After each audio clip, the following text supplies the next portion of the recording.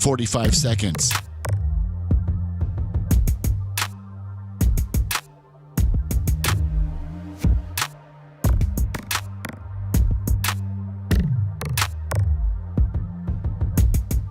Thirty seconds.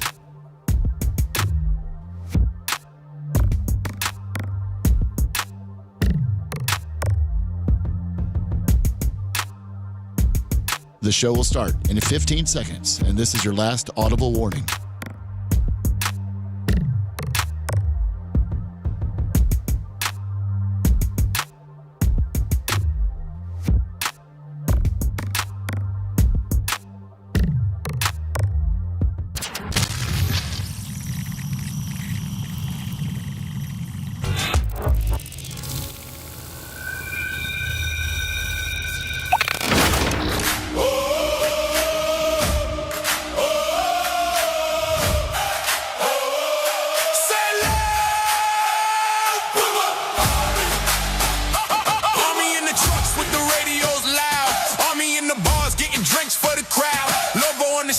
Loyalty forever. Bubba Army strong, yeah, we ride together from the collars on hold to the fans online. Everybody locked in at the same time. Raise your voice, let the whole world see. Ain't no fan base louder than the Bubba Army.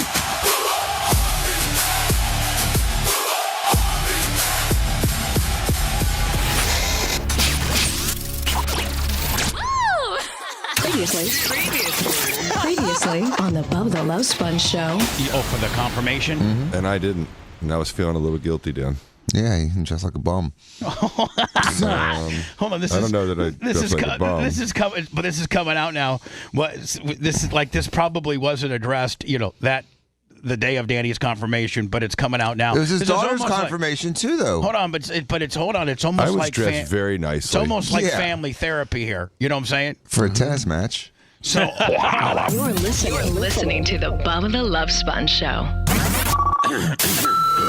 Broadcast rights for the Bubba the Love Sponge Show have been granted to this station by the Bubba Radio Network and is intended solely for the enjoyment of our listening audience. Any rebroadcast, retransmission, or other use of this production without the express written consent of the Bubba Radio Network is prohibited.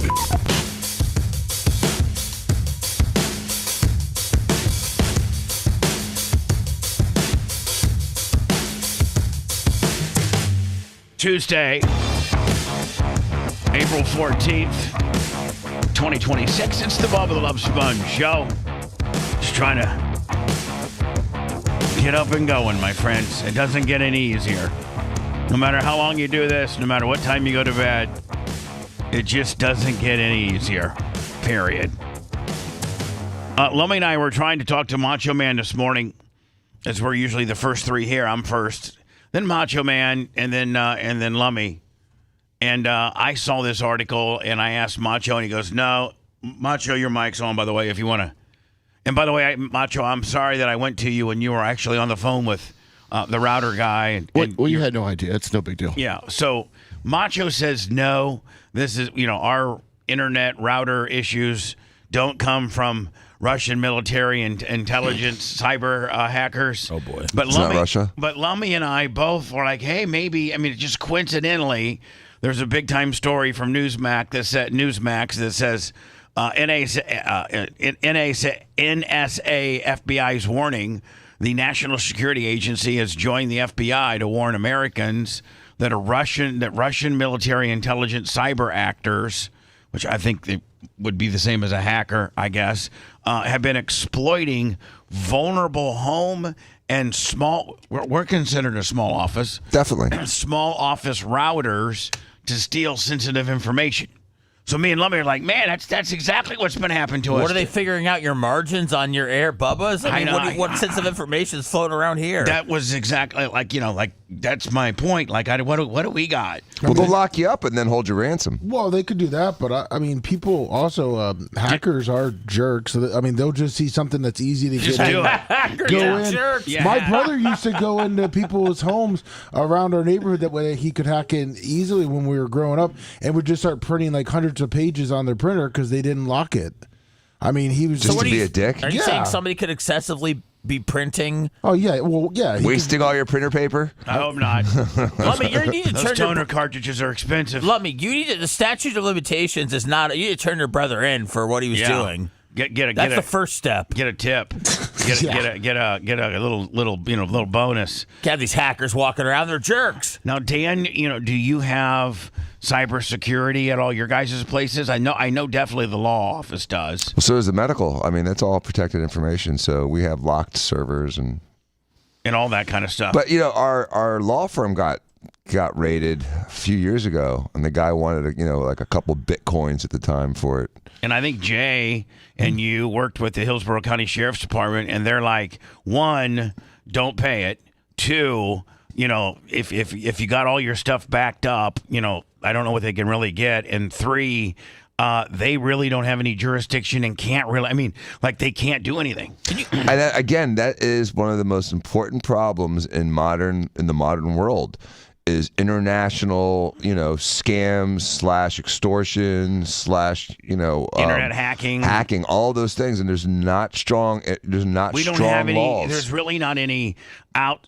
Our, I guess, Interpol. A good hacking could be a lot worse than a nuclear bomb used the right way. Absolutely. No. Absolutely. It can cripple an entire nation. Absolutely. That's like new. You're right, Seth. That's almost like new warfare. That's why I wonder when, nations having nukes isn't going to be the main thing, and it's going to be about some dude with a laptop. Yeah. What kind of cyber hackers do you guys have? Yeah, we don't need a nuke. We just need to completely disable your internet and your internet grid. Or your power grid. And, we don't need to throw any uranium-based nuclear weapon on top of you. They were warning this in that movie back in the 80s with Matthew Broderick. War games. Shall we play a game? Yeah, little tic-tac-toe. Remember that? Was it Hal? I think that was the name of the... Hal was the computer in the 2001 Space Odyssey. Oh, okay. I know that Hal was a computer that was a bad guy. Yes, that was another. That was the first AI we ever thought of or experienced as Don't Americans. Bust me up with Hal. I mean, but Hal went crazy. I know Hal went crazy, but war games. I remember that. It was called the Whopper, I think, and it was Joshua who they kept talking to because he modeled it after his son. Yeah, well, Seth's right, man. We don't need a nuclear warhead. We just need some real good hackers. We just need the Whopper. Well, a lot of these problems, though, is people just don't change the default passwords on stuff. So, their routers are just a default. So you can go search the default password online for routers, and you can get in that way. But the passwords for routers, aren't they 7WXY427? No, some of them are admin. Oh, okay. Admin 1234. Interesting. Or whatever. So anyway, take me down, man. Hack away. I got other things to worry about. I gotta get my daughter to soccer practice tonight. I can't worry about somebody getting sensitive information. I have none. And then you got to worry about the coach not screwing her and making her sit on the bench. Oh yeah, that season's over. We got a new era now. Oh, you do? Yeah. How many seasons a year though? 3? 2? Yeah. There's another one coming up. Not till I think the fall. I heard. That you were full hot on the last game where they were subbing people in and out, and they kind of jobbed out Sammy a little bit, and you were contemplating on having a talk with the coach. And I think you got maybe half field and then turned around or something. I was walking over there, and then I just decided that I didn't want to be that guy. I never wanted to be that guy. Even when I was a kid, I was like, I don't want to be a crazy parent. As I watched a bunch of crazy parents at Little Leagues harass coaches, umpires, children, and I didn't want to be that guy. I mean, it was definitely. Look, I just realized I'm not paying to watch other people's kids out there. I'm not paying to have my daughter, sit on the bench and feel badly. That's right. And so there was only one bench player that night, and she kept taking Sam out.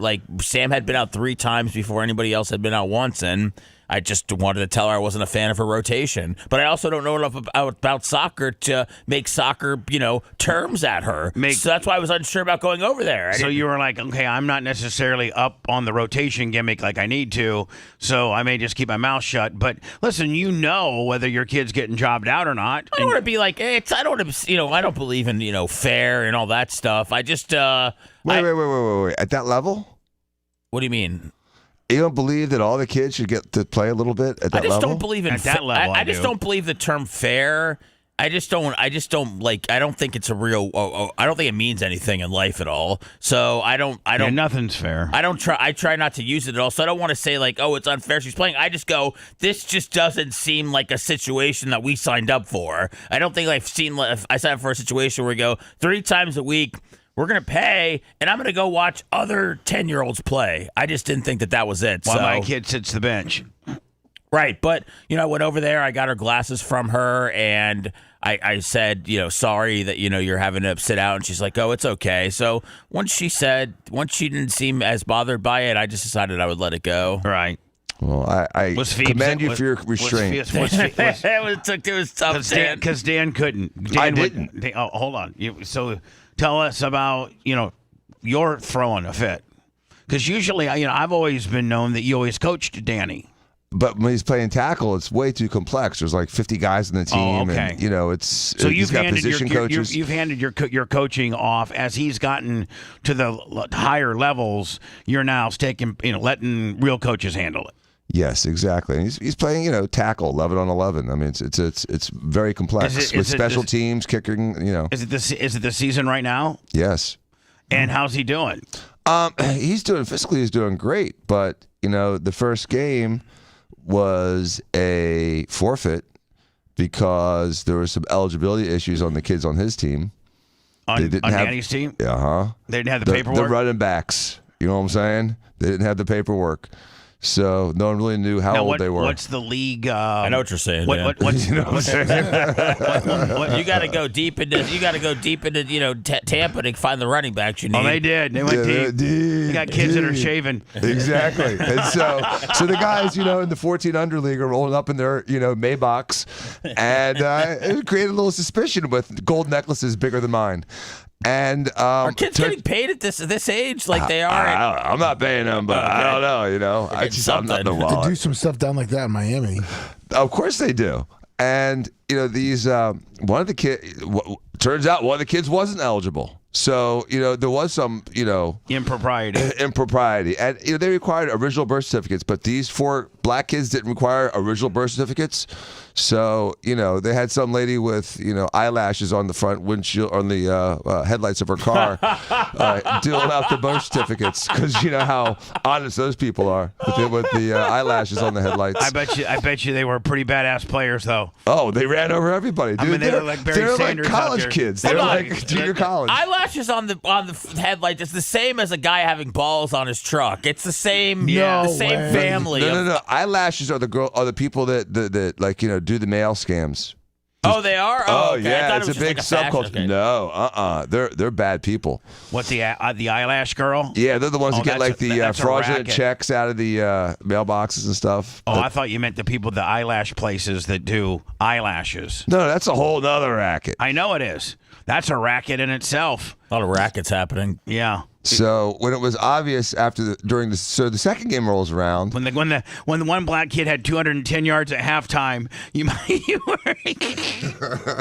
he looked like Walter Payton out there. Right, 6'2" with a beard. Right, exactly. So the second game rolls around, and I guess they were planning on putting Danny in the second half, and somehow he goes in, but they put 2 guys in at the same time, and they pulled Danny out. So then it gets to the end of the game, and it's obvious that Dan's not really going in at all in this game. And so I walk up to what positions he play? Corner? Wide out. Okay, well, so wide receiver. Yeah. Okay. And so I walk up to the commissioner and the vice commissioner or assistant commissioner, and they're sitting next to each other. Dan goes right to Roger Goodell. Of course. And they're at the top of the stands next to each other. And I went up to him and I said, can one of you two explain to my son why he didn't get to play one effing play? And I punched their thighs on all 3 words. You punched their thighs? Yeah. And then I walked down 6 steps and I turned back around and I said, because I can't. And then after the game, emails, text messages, like paragraphs long, bitching and moaning about it. and they responded defensively, and then he played a lot more this last game, so it worked. So they went to. Do you F think him. now he's on the younger side of the league? Is he Older? Oh, he's on the older side of the league. Yeah. So he should be playing more. He should be playing. He's one of the tallest, fastest kids on the team. He catches the ball every time they throw it to him. But there's the kid that plays. One of the receivers is a great player. He's one of the best players on the team. But he's fast and he's great when he's got the ball. But the guy drops literally 75% of the passes they throw to him. Now he'll win the game-winning touchdown at the end because he dropped 9 passes earlier. And then the coach's son is the quarterback. Of course. Oh, yeah. And the coach is 5'6", and the son is like 5'2". Jesus. And Stuff these guys out of locker and move on. Oh, dude, he threw like it looked like Artemis 2 coming down with 3 parachutes. And they had a drive, and they were dominating with the running guy, with the guy with the orange shoes. He's running over everybody, the 20-year-old, and they decided to throw this this thing that it wasn't even a duck. It was like a hummingbird. It floated so well, and it got picked off, and then the game ends 0-0. So in this particular spring league, they do a 1-play overtime, not one drive, not one possession. 1 play. They put it on the 10. The 3. They put it on the 3. Oh, I like if you that. score, you win. If you don't score, the other team wins. So our team I got you, Mach. 1 completion. In fact, they had 1 interception and 1 completion. So the defense. So you're saying the entire game. 1 completion, and it was windy. Right. Okay. So they have 3 yards. Now every time they grabbed that ball and ran it, they got 3 to 10 yards. And he decides to call a pass play, throws it to the kid with the orange shoes, Mr. Champion. Mr. Mike Evans. And he throws it, the guy's way on the sideline. So the guy throws it low and behind him and throws it like on the 5-yard line. And the guy doesn't even have a chance to catch the ball. It's not even the receiver's fault. It was the quarterback's fault. He threw another freaking horrible in the dirt kind of ball. And they lost the game. So they've only played what, 2 games? No, they played 2 games. 2 games. Because the other game he did get in 1 play. He got in on the victory formation. The 1 play he goes in, 8 seconds left, and he goes in, and the quarterback takes a planted knee on the first game. So how many games total for the 6 plus maybe a playoff? So there's like 3 or 4 left. Right, and then what happens? Does he take summer off? Yeah, well then he'll play for Jesuit. And he'll play for a real team. Okay. Is that where he's going to go to high school as Jesuit? Yeah. Now, is that next fall? That's this fall. The summer he starts with them. And they have a freshman team, a JV team, and a varsity team. Yeah, he'll be on the freshman team. Yeah, he'll start with the freshman team and see how he does. And that's the way most schools. Isn't that the way most schools are? Freshman, JV? Yes.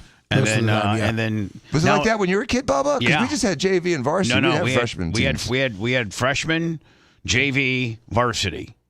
And it depends on the size of the school, but yeah. And there was no matter how good you were, you could not be a 9th grader and play on varsity. No matter if you were all world, you still had to, now as a sophomore, you could play as on the varsity team, but not as a 9th grader. But a lot of that's changing now because of the whole being able to go to different schools. So these smaller schools will go into a bigger school like a Warsaw, pluck that kid and say, you can come play here your freshman year in varsity. Really? Yeah. Interesting. Is that you? Is that me? I think, is that me? I get a text. Oh, who's going to get the wrath right there? I don't know. Oh. Whoever had my phone before me was named Alan, and he must have been the biggest, largest Democratic donor ever, because I get every day, dear Alan, we need your help. The Democratic Party is facing midterms. Could we please count you in for a $15 donation? No, 15. You gave your last 15 to Swalwell? So I when I get them, Lummy, I hit the delete /spam Willie. Yeah. And I don't get, but they're just in. It's not enough, Bubba. You got to hit block and then delete spam. I did. But you can't keep up on it. I get 5 a day, and I'm Alan, by the way. I didn't know that Katy Perry. One is she must be bisexual, right? She kissed a girl, right? And she liked it. Wasn't that her song? It was. It was her song, and I guess it's a shoot. Yeah. Because, I mean, and then the Ruby Rose chick, the girl that I think was most famously on Orange is the New Black, I think that's kind of was her breakout television gimmick, and I think she's since gone on and do other things. Was she bisexual in that? Well, she was in jail. Well, I know, but everyone's a little bisexual in jail, right? I think it's just. I mean, I think the only Understood. one. I think it kind of. I mean, Is she lesbian? Isn't Ruby Rose lesbian? Yeah, I thought she was lesbian. Yeah, I think Ruby Rose is just straight up. I'm lesbian, and she's the one that has really short hair and she's all tatted up. She's beautiful. She's pretty, yes. Well, they're just broke last night. TMZ, Hollywood News, everywhere, that Ruby Rose is filing a sexual harassment claim against Katy Perry, saying Katy Perry sexually molested her or something in a bathroom. Katy Perry is denying a sexual assault claim made by actress Ruby Rose. Rose took to threads on Sunday to accuse the pop star of assaulting her at a nightclub nearly 20 years ago. In response to wouldn't you have to have some type of evidence? Because anybody could say anything at any time, right? I mean, it's funny because, this has been happening to so many powerful men over the last 30 years, and now it's happening to, this woman. Did it happen to Ellen, too, at one point? Ellen DeGeneres? Someone accused her of some kind of sexual impropriety? I think that might have been somebody that worked on her set, I think. Yeah, but I think she was everyone said it was horrible to work for her. Yeah, she was the meanest bitch ever. Post about Perry being at Coachella, Rose wrote, Katy Perry sexually assaulted me at Spice Market nightclub in Melbourne. Who gives a what she thinks? She also wrote, I was only in my early 20s. I'm now 40. It has taken almost 2 decades to say this publicly. I told the story publicly but changed it to be a funny little drunk story because I didn't know how else to handle it. Later, she agreed to help me get my U.S. visa, so I kept it a secret. But I did tell y'all she wasn't a good person. Instead, I got attacked by everyone. A fan referring to Perry's 2008 hit I Kissed a Girl asked, she kissed a girl and you didn't like it? Rose replied, she didn't kiss me. She saw me resting on my best friend's lap to avoid her, and bent down, pulled her underwear to the side, and rubbed her disgusting vagina on my face. Wow. Wow. That's pretty steamy. Well, it keeps getting better. Yeah, hold on. Until my eyes snapped open, and I projectile vomited on her. Man. So do you think Justin Trudeau's throwing up in that, too? Well, I mean, she must have kind of... He's getting the muff rubbed on him. I mean, he's making her take a shower before they do things, but it's saying that she had kind of a, Nasty. I mean, Ruby Rose actually said her disgusting vagina. That's a person that doesn't have a problem with vaginas in general. Yeah, that's a person that's in the vagina business. It's not disgusting. There's no way Katy Perry's got it, especially from 20 years ago. I mean, it could have been a little BV. Yeah, what a 21-year-old Katy Perry but had hold it on, pristine. Seth, what if she's at the club? She's been dancing a little bit. It gets a little hot and musty, and she had just gotten done doing one of her backup dancers.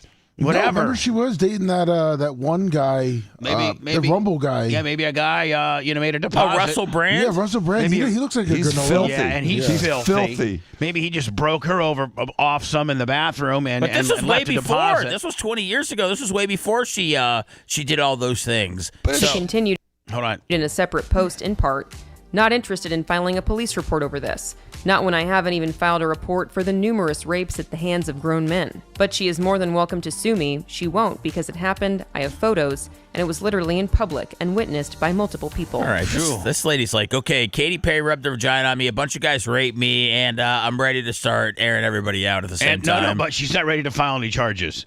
She just wants everybody to know that. Well, no, she left. Look, she's... Just left the police station. Okay, all right. She later added, just left the police station. A representative for Perry released the following statement in response. The allegations being circulated on social media by Ruby Rose about Katy Perry are not only categorically false, they are dangerous, reckless lies. Ms. Rose has a well-documented history of making serious public allegations on social media against various individuals, claims that have repeatedly been denied by those names. For more on this story, go to thr.com. This is the Hollywood Reporter News. I will tell you, man, Ruby Rose, not a lot of women can pull off that hairstyle. She can. Can you call it even if Katy Perry rubbed her mound on Ruby Rose's face, but then Ruby Rose threw up on her? Man, I feel like that's just almost a push, right? Like, to me it is. It's like, but listen, now I got to go to the bathroom and not only wash my disgusting vagina, but now I got projectile puke on my dress too. I mean, Katy Perry had her vagina thrown up on. I don't know if that happens a lot. Man, talk about That's gotta be. You gotta be a little self-conscious when you. What I'm saying, like, you know, man. pull your panties down and people start throwing up. Jesus, holy smokes! By the way, was she the little boy in Terminator? Ruby Rose, Sarah Connor's son. I don't She looks know. just like him. But I mean, talk about the ultimate form of rejection.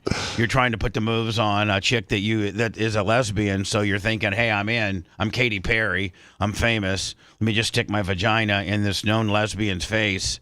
She's gonna like it. I'm gonna like it.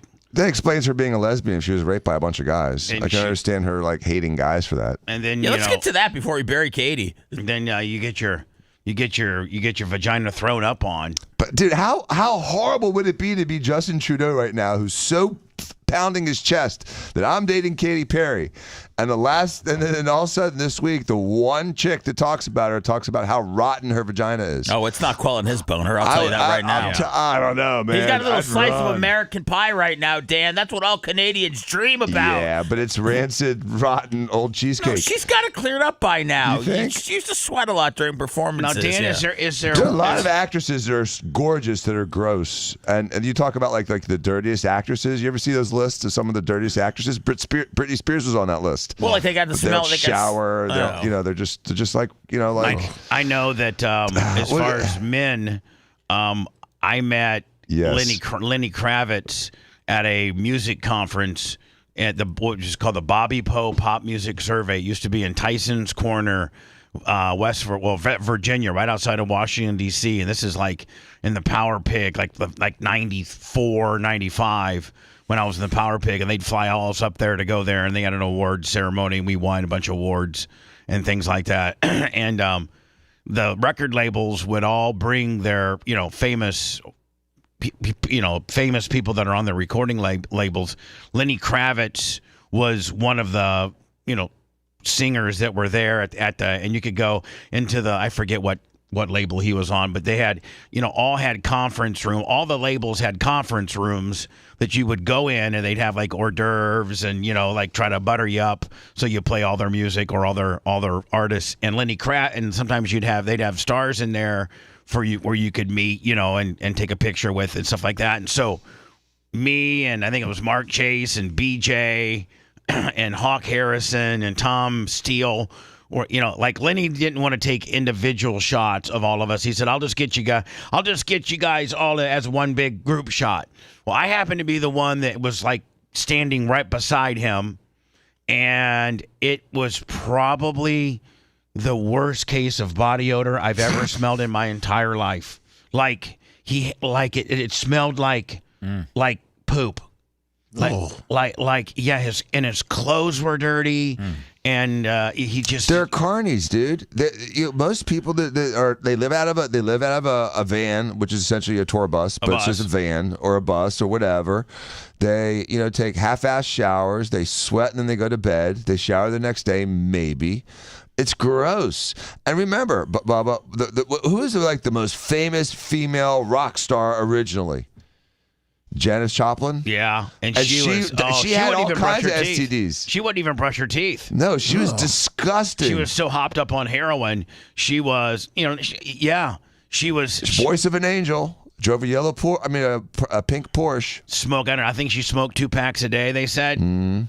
And but then like Stevie Nicks and Cher and, the ones that are maybe more well kept, right? Madonna. I never got a chance to meet Madonna, but I bet you Madonna was meticulously clean. She seems like a clean person, right? I think so. Yeah. Cyndi Lauper looks a little like maybe she'd be a dirty birdie. Anybody could be musty after a tough night. Yeah, I mean, that's true. Anybody could be a little musty. Now, Dan, is there a condition where a woman, because of vagina, is much more potentially problematic in pH, and they have to have, poor things have to have periods, and so there's a lot more going on with a vagina than with a penis. A penis just hangs out there, and then hopefully is ready to go when you need it to go. But it's a petri dish. Yeah, a vagina is a petri dish, just like an uncircumcised glands. So I'm talking about circumcised guys. For the most part, man, if you take a shower once a day in the morning or at night before you go to bed, and you clean your penis with soap. And maybe after you pee, you wipe it off a little bit. I know that I have those preparation H wipes that you that Dan that you live with with the hazel. Witch hazel, and I use on my butthole. But sometimes when I'm peeing, I have them on my toilet, behind, back on the lid, to where I keep my little preparation H witch hazel gimmicks. And a lot of times when I'm peeing, I'll pee and I'll shake it off. And then I'll take one of the wipes and just wipe the head, kind of wipe it down a little bit. Mm-hmm. And if I feel, I'm not putting it back in my pants, pee soaked or even dribbled, I've wiped it off and I've cleaned it off in case it's been 6, 7, 8, 9 hours since I took a shower. I wipe it off. So I don't think there's really a lot of maintenance for circumcised men. Nope. If long as you're showering daily and you're taking your penis and taking it around the farm with some soap. Right, it's like a water-free battery. But it works. But with a woman's vagina, there's a lot of things that are going on there. And so, are there women that no matter how much they wash it or how clean they keep it, they have pH issues and it's always kind of rancid? It's not always, but okay. pH issues are real. Bacterial vaginosis is real. You're talking about literally a petri dish next to skin bacteria. So it's an ample, bacteria like warm and moist. And what's a vagina? Well, you're hoping warm and moist. They're usually warm and hopefully moist. Right. But the vagina is designed to sort of clean itself up to a point. Like a self-cleaning oven, kind of. Mm-hmm. But again, when there's a problem with contamination, with a urinary tract infection, or just like you said, stress can change a vagina's pH. Just stress, and so girls can stress themselves out into an infection. Oh. Now, if we were to go around the room, I specifically know. I know every one of us probably at one time or another in our single dating careers have probably encountered that really, really smelly, really, really bad vagina. And I can specifically remember my most smelliest, most absolute disgusting vagina. She was from West Terre Haute. It was when I was working for 103 PFR in Terre Haute, Indiana, circa 1986, 87. And this girl came over from West Terre Haute, and she was in my bedroom. I was rooming with the great Carrie Gray off of Oak Street in Terre Haute. We were in this literally the most disgusting apartment ever. It was just absolutely a slumlord. I think it cost us $190 a month. Ooh. It was a 2-bedroom. We had to open up the stove for heat. It was bad. It was really bad. My stepfather, Jeff, Eddie, God bless his soul, came down one time to visit me. Because your mom and dad would visit you at college, give you some money. And he's like, Bubba, you've got to move out of here because I can't bring your mom here. This is disgusting. You guys live in it. It wasn't that we were dirty. It was just the place was condemned virtually around us. Well, I brought this West Terre Haute girl. She's in my bedroom. We start messing around. She pulls her panties down. And instantaneously, even though my bedroom wasn't that big, instantaneously, it smelled like a tuna factory. I mean, it literally somebody opened up a couple bad cans of tuna, and I tapped out. You tapped out? I tapped out. You got to, dude. Because you're gonna catch something from that. I tapped out, so I could smell Run. it. I did. I was, I prided myself on being pretty good at cunnilingus, if you will. And so, Lummy, that's what I'd always start with, to get a girl nice and ready. And I couldn't get past her breasts. Oh, I mean, I started to go down there, and as soon as she gets ready for the deal and pulls her panties off, I'm like, oh my God. And then I just told her, listen, I got to go to the station. I forgot I had something to do at the station. And so, the old station emergency yeah, instead of the this was medical like 11 emergency. This was like 11 o'clock on a Saturday night when I wouldn't be working. She's like, oh, okay, I understand. And then I was like, oh my God. So like, do you guys have no names mentioned? No, you can please be as anonymous as you like, but have any of you ever encountered such a situation? Oh, yeah. I mean, Dan, was yours in college? It was more than once and always ran. It's just like flock of seagulls, man. And the girl from so West Terrell, she was like 19 and she was cute. She was petite. She had dark hair, and she was like, she checked all the boxes. Yeah, she checked that box a couple times too many times. She's just a hippie? Kind of. I think she was a little granola and didn't really, shower like she should, and I think that, I think if a girl misses a couple days worth of shower, you got yourself a ripe one. Yeah, that's true. Lummy, have you ever had kind of, but I never got to the point where it was so bad that it was. But you had to tap out? Well, no. I never got so bad that the pants came off. I could smell it through the pants. jeans. Yeah, man, when you got that's horrible. When you got Charlie sun-kissed tuna coming through the denim, that is powerful. Yes, that is a powerful. Yeah. That's a powerful wharf, if you will. It was after. It was after. I think she probably was dancing for multiple hours at a nightclub or club. Yeah. How about you, Seth? Any Nope. None. No. And also, if we want to, someone mentioned this on chat, it's girls with pubic hair smell different than girls without pubic hair. Really? Yeah. Pubic hair is a little musty sometimes. It can maybe retain the smell. Mm-hmm. So instead of the smell maybe evaporating off of their vagina, the pubis mound will trap it. It's a trap. Yeah. I like a stank trap. I used to really be into completely shaved. And I mean, I still really like that, but I don't mind just a little landing strip either, just to let you know, just a little one. I mean, I'm not into. I mean, when I first started my sexual conquests back in like '83, man, there was no such thing as girls, being bald. The best thing you could get was a landing strip in the 80s. That was the best. That was avant-garde, edgy. Other than like, I mean, I remember some of my very first conquests in like 83, 84, 85. Like Lemmy Candy, that famous 103 PFR groupie that I met at the fourth quarter bar, and me and Jeff Bird tag team. Jones Hall. I mean, she had a full blown. Looks like she had buckwheat in a headlock. I mean, she was full blown bush. I mean, like a full blown bush. And I mean, that's what the girls did back in the mid 80s. Mm-hmm. When did who started hey, we need to shave this? It's right around Clinton.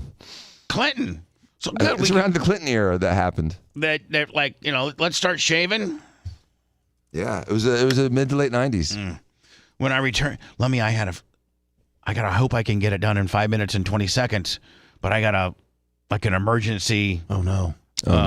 Sop hop eye top. Oh boy. I went to FOP. I went to kind of like I'm a little gassy, and I think it. Yeah. Oh no. I almost pooped myself. We better get there. Yeah, I'm gonna get there, but I have to be very quick about it.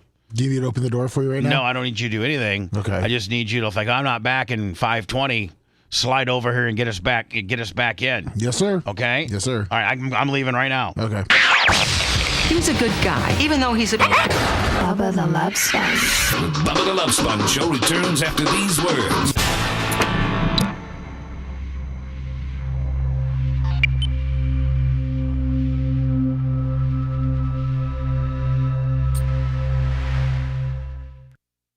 That little bit of air to hit your tank, your little butthole.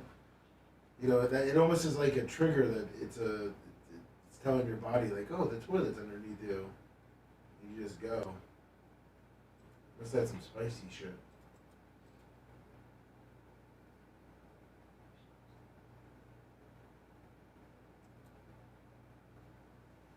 Oh, nice. Funky. Foster's Jester, subscribe, thank you. Everything's getting like flagged because it was talking about pussies and stuff. All right. Good morning, Dirt Merchant. Yeah, he's got to snap one off. What's up, Dirt? Sup? Mike from Mass. Kilo Pilot. Greg D2. What's up, Carly Hall? Good morning. 305. That's a looker right there, so. Oh man, I can't wait to hear about the kid she fucked. Katie's all.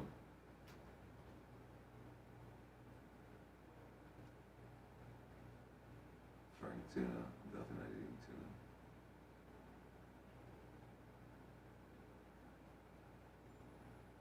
Mike from Mass. Gang Gene. 305. Ruggish. Uncle Rocky. Fuck you.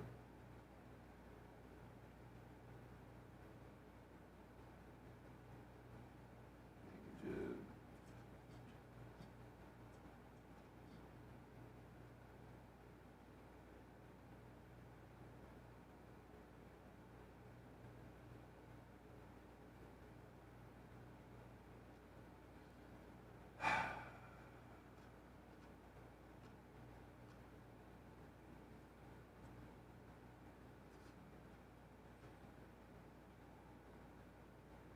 Comes on high, happy.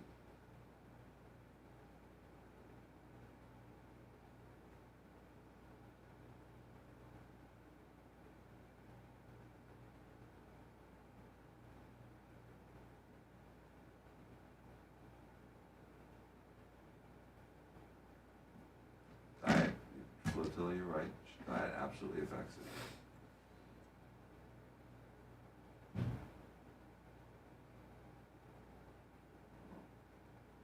What's up, Stumpy? Yinzer. Yeah, Thuggish Ruggish, I'm with you on that one. Cool.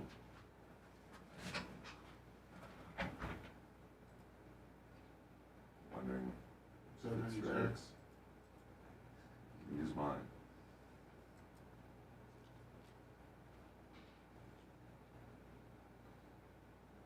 So now everyone's thinking about CC's vagina. What's up, Ghost? Henny Jacks, attacking. No, I gotta call you the police. Leo, Henny Jacks, Yinzer again, Ripset, Dippy Short Stroker. I'd like to see you defend Swalwell now, Mr. Trump attacker. Dippy, I'm waiting for your Swalwell defenses. It's okay, because they were just girls. What's up, Will Bug? Good morning. Kevin McKenzie. Arkin, What is that, Jesse, one? Jonesy, Dan Sprinkle Can. Is it Internet Fred with a donation? $5. Jesse, Hank, Seth, I told you his name was Internet Fred. Black Eye County, Good Lips. Morning. What? No, you were right. Is it Internet Fred? Yeah. Yeah, there's Internet Fred, Referee Fred. Yeah. Their merchants They all had are a- really. They were all a little riper back then. Greg. Uh-oh. Uh-oh. Very nice. Thank you, fresh, you're on. On. Look at that tiny. I was right too. Told you made it. Good bet. That was some good timing right there. Good lips. 30 seconds. I was even able to throw some soap in the toilet. Oh, Clean that nice. fucker out. Well, I mean,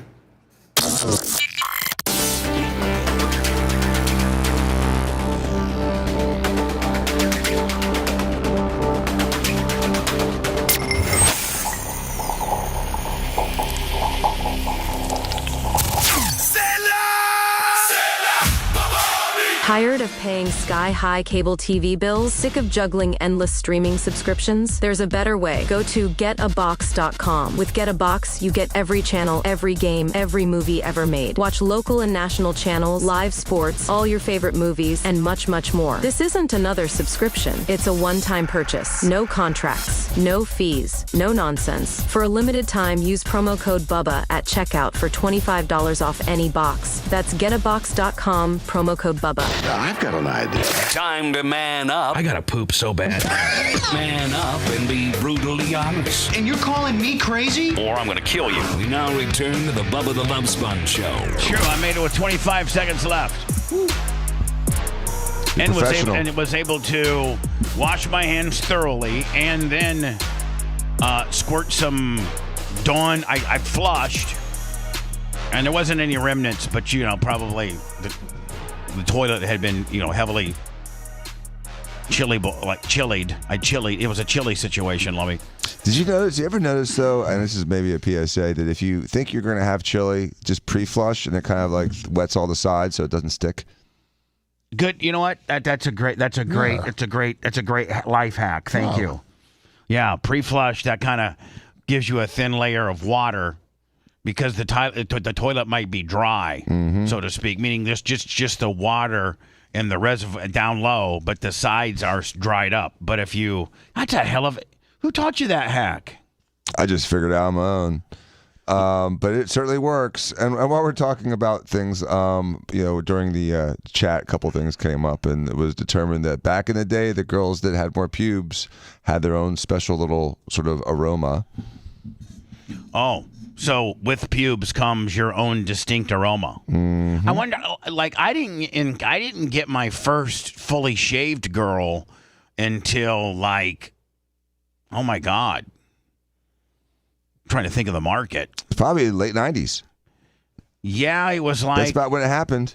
It was kind of maybe closer to Tampa. It said it really became popular. Did you Google it? When did shaving your vagina? It says when the Brazilian wax started in the 1983. Yeah, but in the 80s it was obscure though. It still hadn't become mainstream. I think it was more like the 90s it became mainstream. Now I think it's kind of expected almost the norm. Yeah, it's certainly most. I think it's the most common. Unless you find a girl that's like in her mid 40s and she's still living in the 80s. Well, but I mean, I think women prefer it because although it might get a little stubbly and itchy when they've gone a couple days without doing it, but I think they feel it's probably more hygienic for them as well. It's probably less.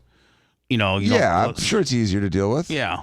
And there's someone on the YouTube chat that's just bragging about how she parades around with her pristine vagina, and everyone's thinking about that now. But guys want clean.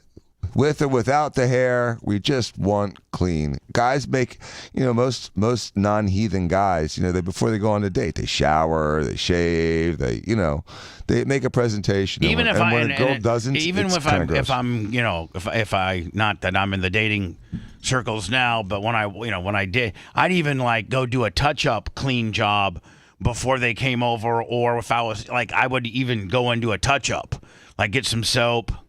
Would you ever double shave? If you shaved in the morning, you had a date, would you shave a second time? You talking about my pubes or my No, I'm face? talking about your face and stuff like that in preparation. I would never double shave. Really?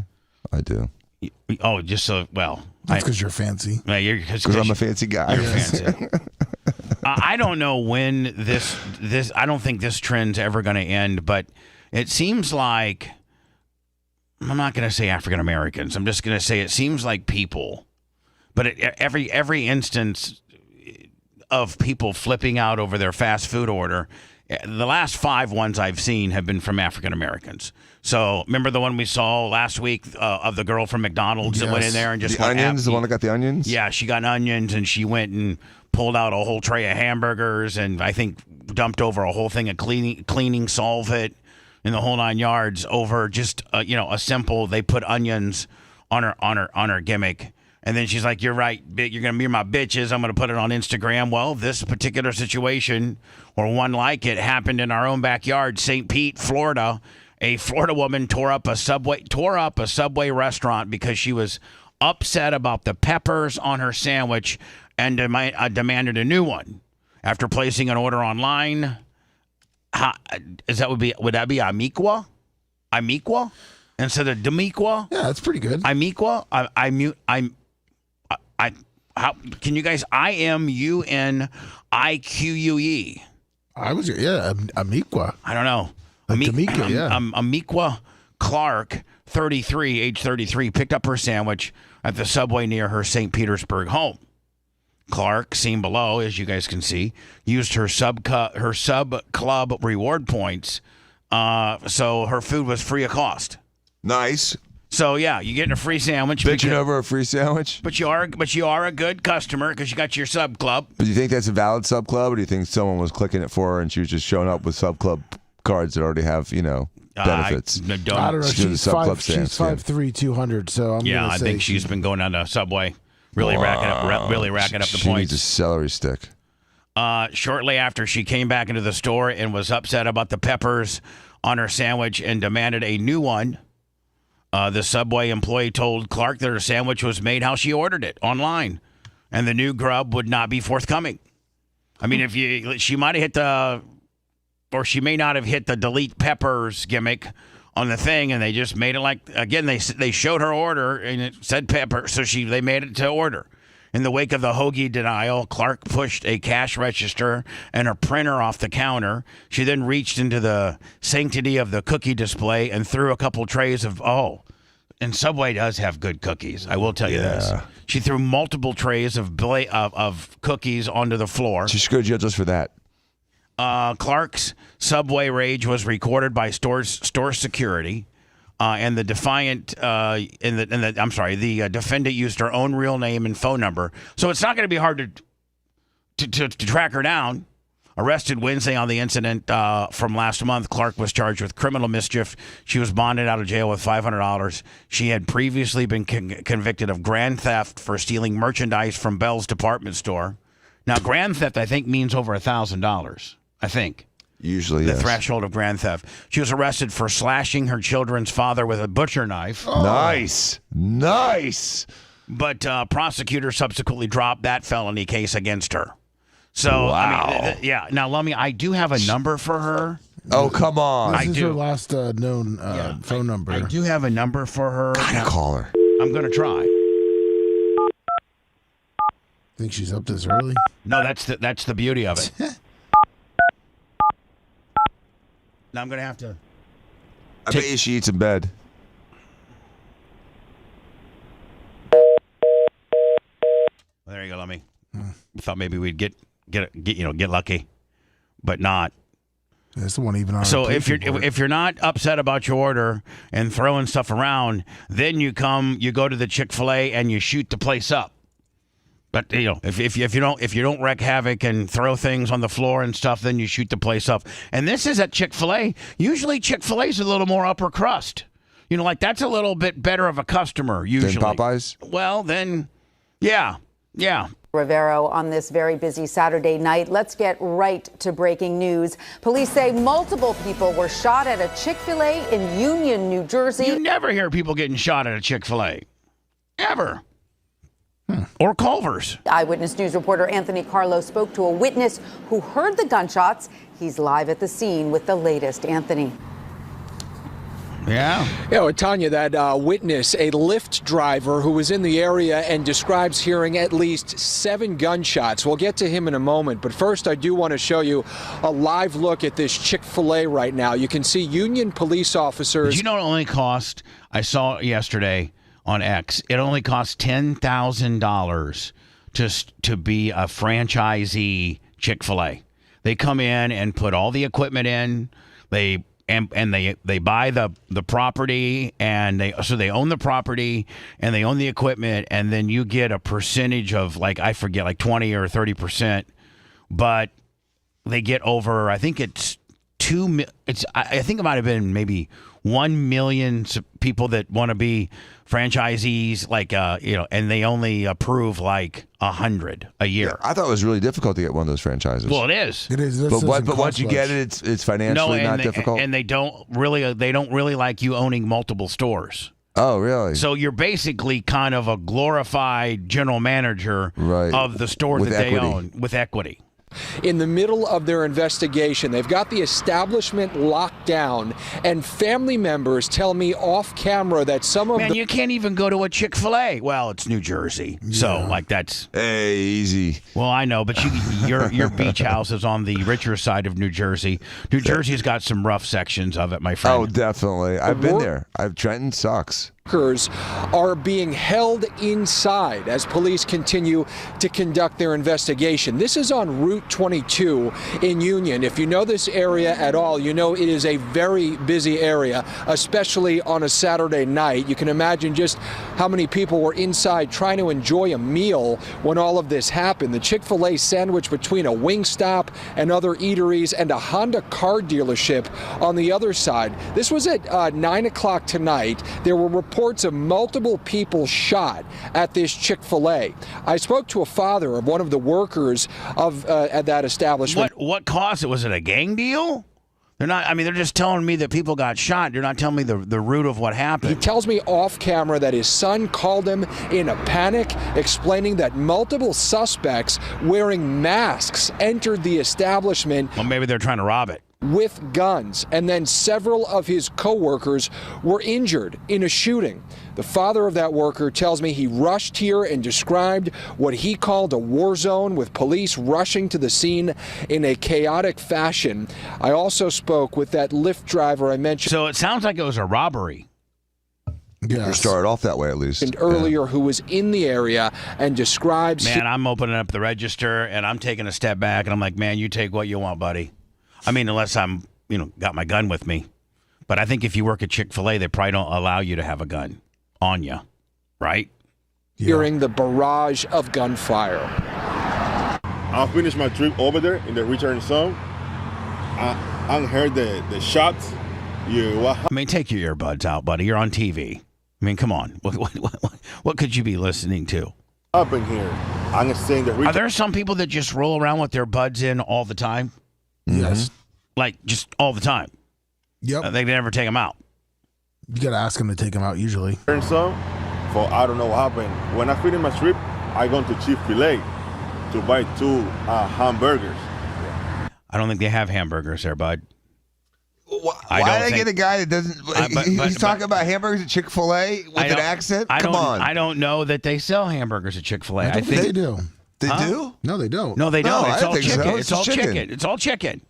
There's nothing but chicken. Like the cows are telling us to go there. And so, I don't know what happened. When I finished my trip, I gone to Chick-fil-A to buy 2 hamburgers.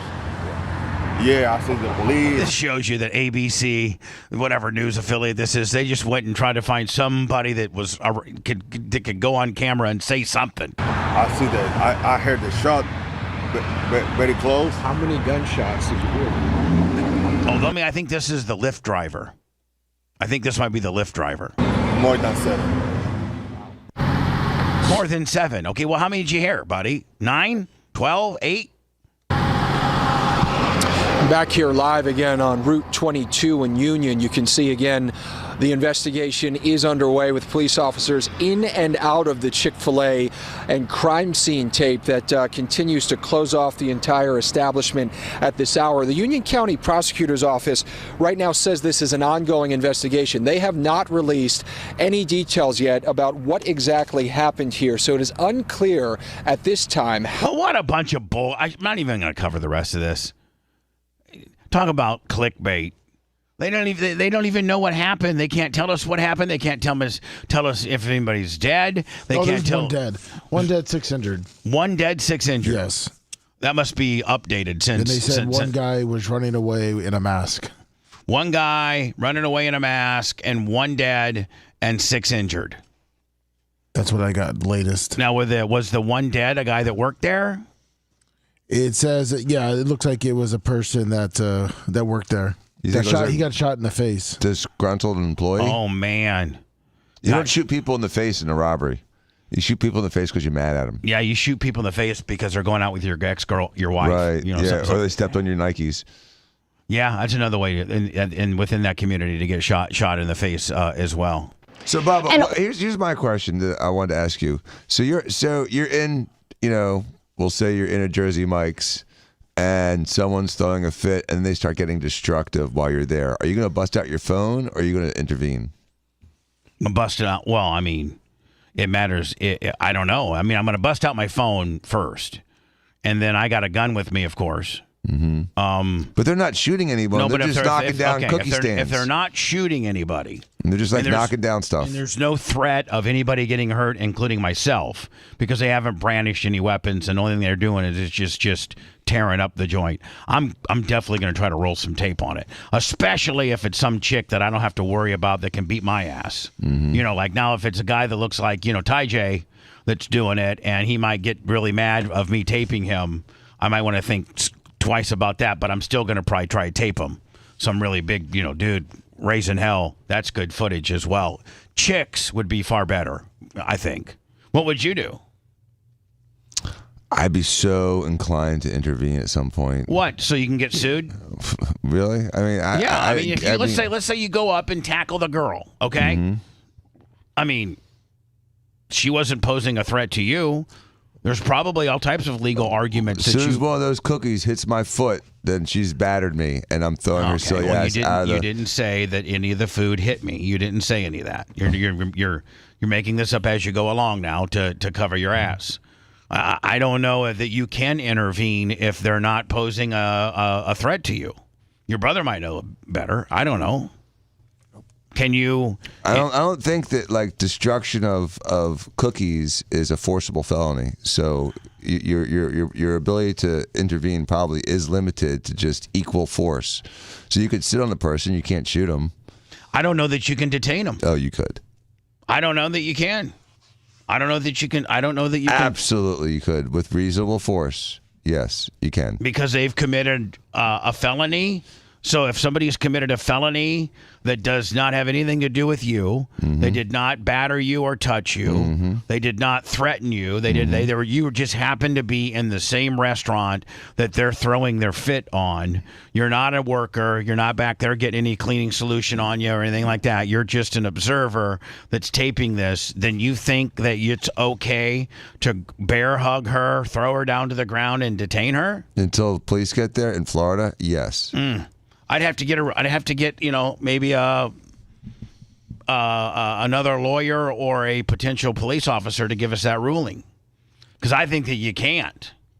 I think that if they don't, now if she came up to you and I smacked looked up you the in the laws head, and the way it was written in some case law when that happened with Bella and the guy tried to break into her house. And I could have tackled him and just sat on him and physically restrained him until the cops got there without a question. But that was a person that was armed. No. That was a person. Screwdriver? Okay, but that was a person that was breaking in to a domicile or to a residence. I think that's different than being in public and throwing a fit and upending a cash register and a printer. I think in a public restaurant that's open to the public has far different parameters than a home that your family owns. So you're just gonna kind of take a step back, video, and just try to stay uninvolved? Well, in fear of getting sued? Yeah. I mean. So you think Tisha, whoever that lady was, would have sued you if you had stopped her? Tisha. The Subway chick. Subway chick. By the way, Bubba, if you do want to try it, I'd ask Macho if he'd reset the phones, because that's the problem. That number works. So. Oh, it does? It's just our phones, because after the internet, we had to reset them. Man, that internet has wreaked havoc on us, have we not? Yes, it has. Those damn Russians. So, Dan, I think that you may be wrong in the fact that, I think... Maybe I am. Maybe I misinterpreted the laws that I read. But, that's how I read it. Unless they pose a threat, unless it's your restaurant, you're working there, or they're coming up to you with a food tray and smacking you over the head That's another story. as they leave the store. I think if their wrath has been directed to the employees or the establishment, and you're just a patron there, and they've not threatened you, and they're not armed, so you're not in fear of your life, I don't know that you can detain them. I'm just saying. We're gonna go to words. we'll try to. I guess we'll try to call Subway Girl back. Yeah, sure. Her number works because I just got a text from her. So, what do you mean you got a text from her? Well, because I thought the phones were broken, so I called it on my phone real quick just to see it because I have a way that I could do it to where it doesn't get. And then could you? But how about you be the executive producer that you are and say, hey, listen, would you want to go on the air with the infamous Bubba the Love Sponge to tell your side of the story? We're pulling for you. Yeah. Well, that way I don't look stupid. No problem. Will you do that? Yes. All right, great. perfect. I want you to stay on this channel. More bullying and brutality after this. That's real nice. Bubba the Love Sponge.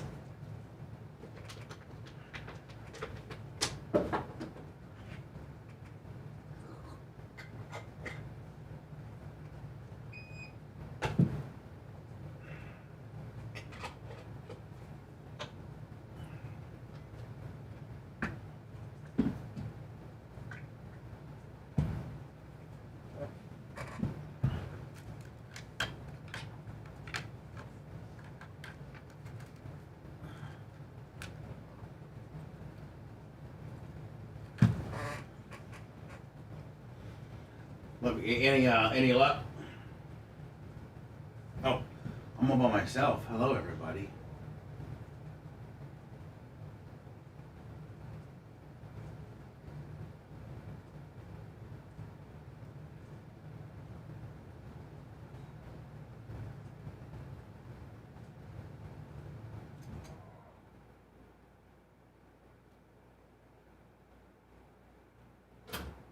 She told me to fuck off and hung up the phone.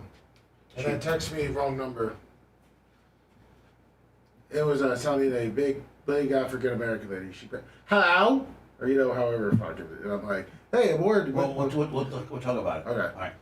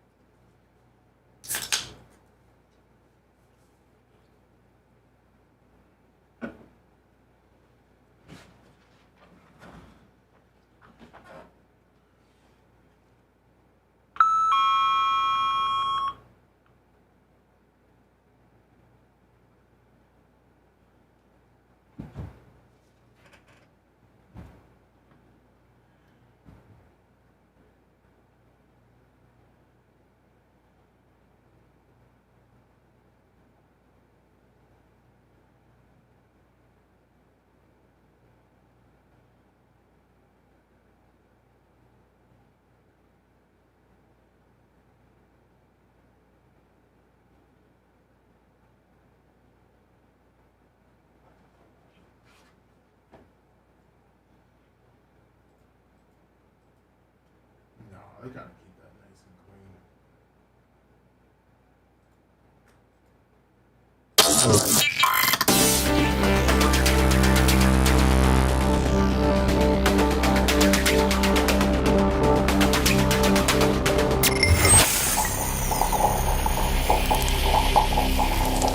We are the only show that can talk about nothing. The use of all Bubba-isms is prohibited without the express written consent of Bubba the Love Spot. This is not staged. It's not nothing. It's very scientific. Not in a killing mood. Right. The Bubba the Love Sponge Show.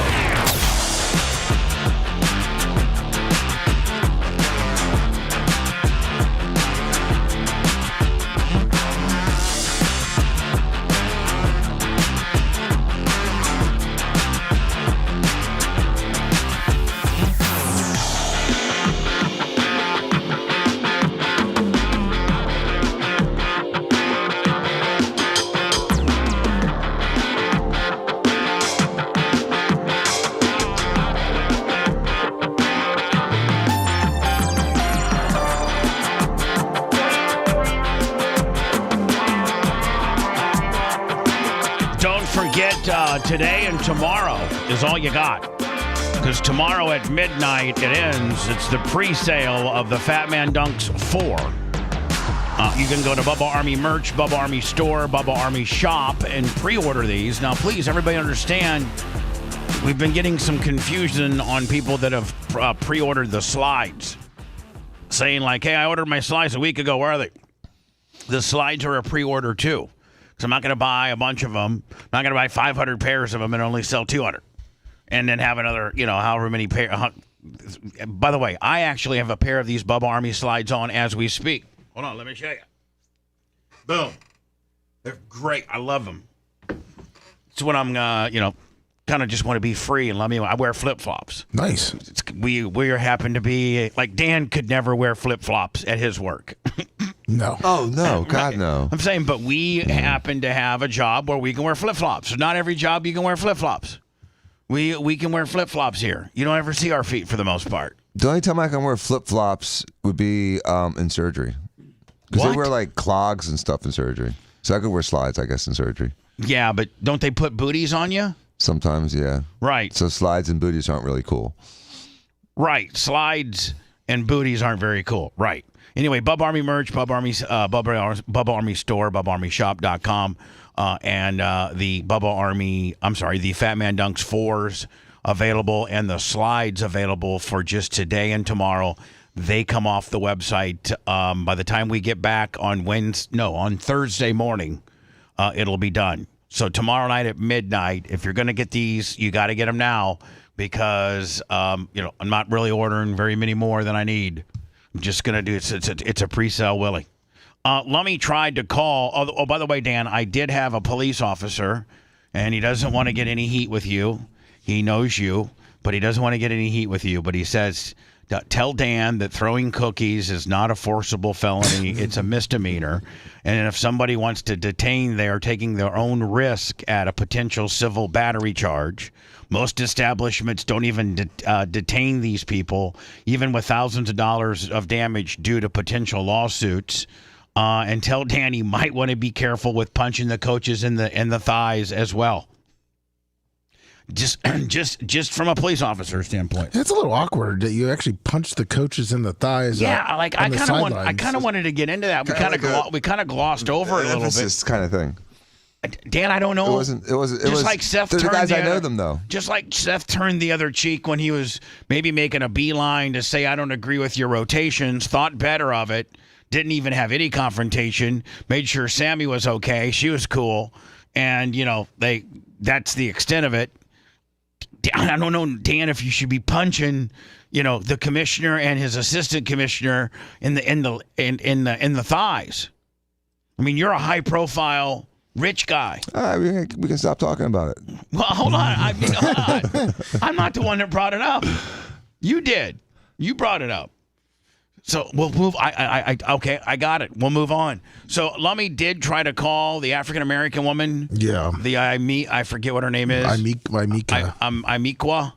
And she told Lummy to I'll let you explain, because you called. You knew the number was working. Yes. And you texted her, and she said wrong number. Then you actually called her, and I'll let you take it from here.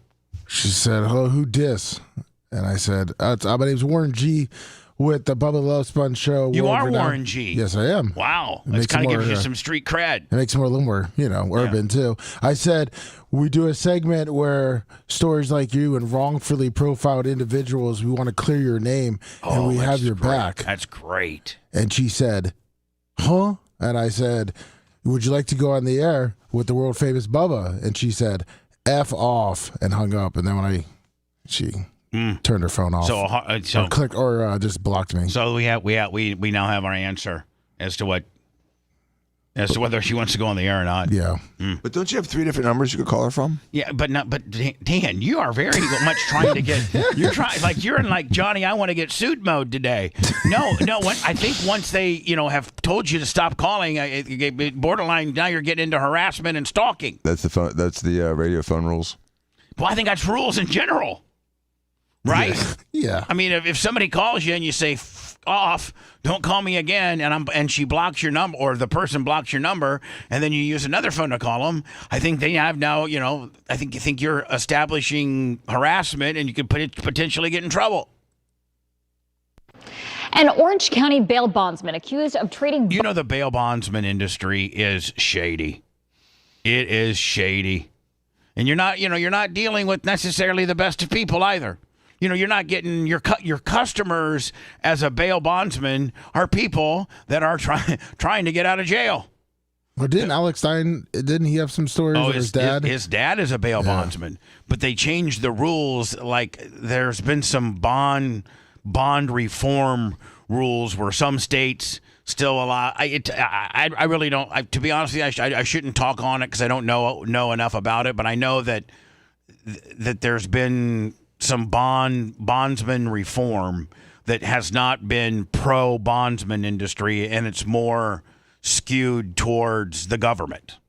Anyway, this bondsman, he was bonding chicks out for sexual favors. If they couldn't afford the bond, he would just be like, "Come hook up, Big Daddy, with some ass, and I'll get you out." Bonds for sexual favors has reached a plea agreement and will no longer go on trial. Russell Moncrief was back in a courtroom this morning where jury selection was supposed to start. Instead, Moncrief agreed to plead no contest to the racketeering charge, while the state agreed to drop all other charges, including human trafficking.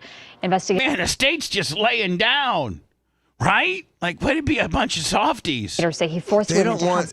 Bubba, it seems that these prosecutors are so worried about their win-loss record that they just want to settle, even on the most really bad stuff, human trafficking and all that. And yeah, we'll let you plead no contest, right? Mm-hmm. Because it's not a loss if you sex or perform other favors in exchange for posting their bail.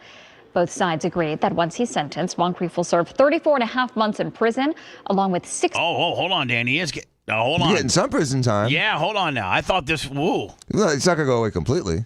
Moncrief will serve 34 and a half months in prison. 34? That's almost 3 years, isn't it? 36 is 3. Along with 6 years probation as a sex offender. He told the judge this was the best outcome. I've made a decision that the consequences of where we're at is in my best interest to do this deal the way it is. Moncrief will remain out on bond until sentencing.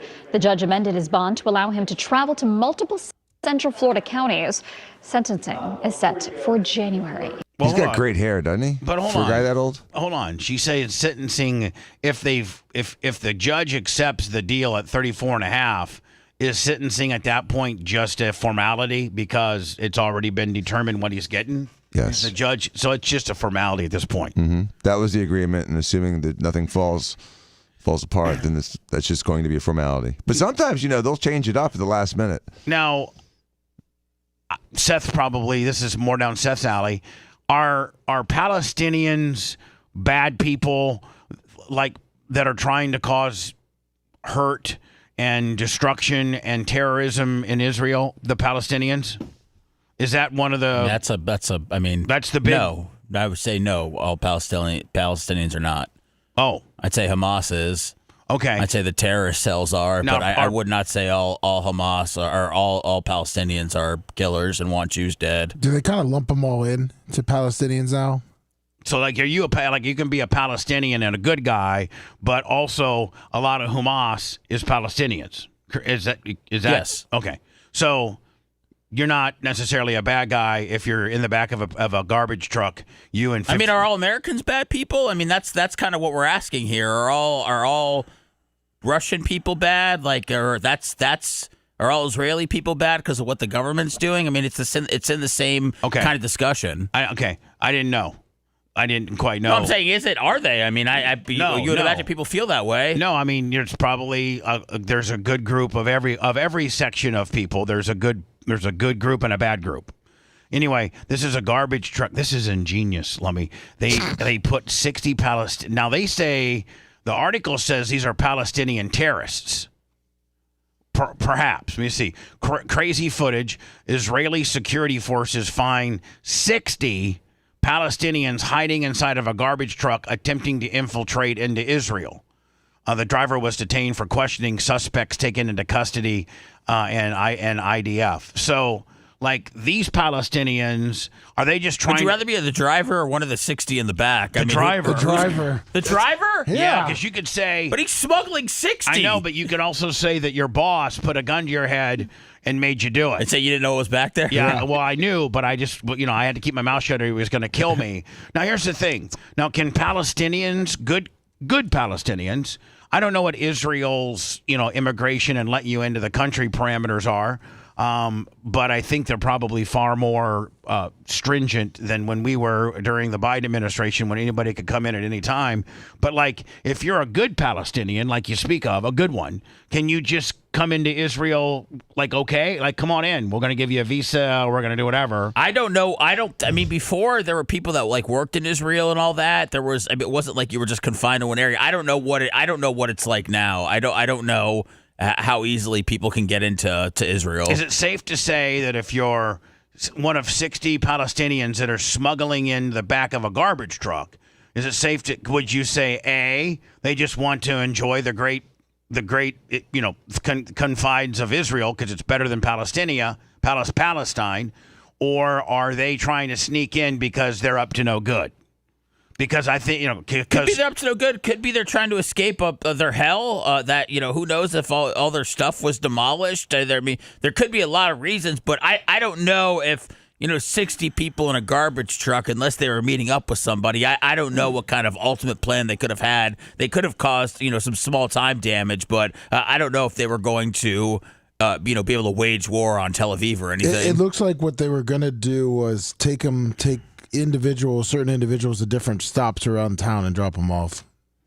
Oh, like the garbage truck was literally going to give them curbside service, take them to wherever they wanted? Yeah, that's what they it looks just like. open the back up and 3 guys jump out on this street and then he goes another 4, 5, 6 blocks. Is it like crossing the border? Let me were they coming for better opportunities? Or were that's kind of what I'm trying to get at. I'm trying to get at. They're coming to raise some hell. Yeah, were they coming to, is there intel to show that they were up to no good? Like Hamas, they were trying to rape me. I had to get out of there. I'll turn them all in. Did they have weapons?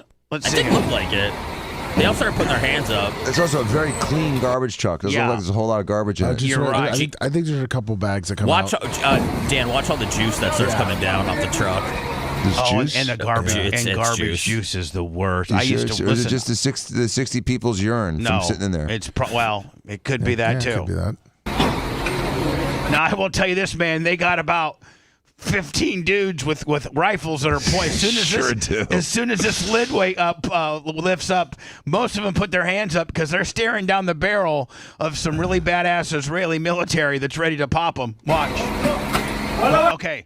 This guy's got a gun. This guy's got a gun. This guy's got a gun. This guy's got a gun. This guy's got a gun. Well, I mean, you don't know who's in there. I mean, no, I know. Do you think that they believe there's 60 people in there right now? I don't know, but I mean, they're ready to hit whatever it moves. Watch.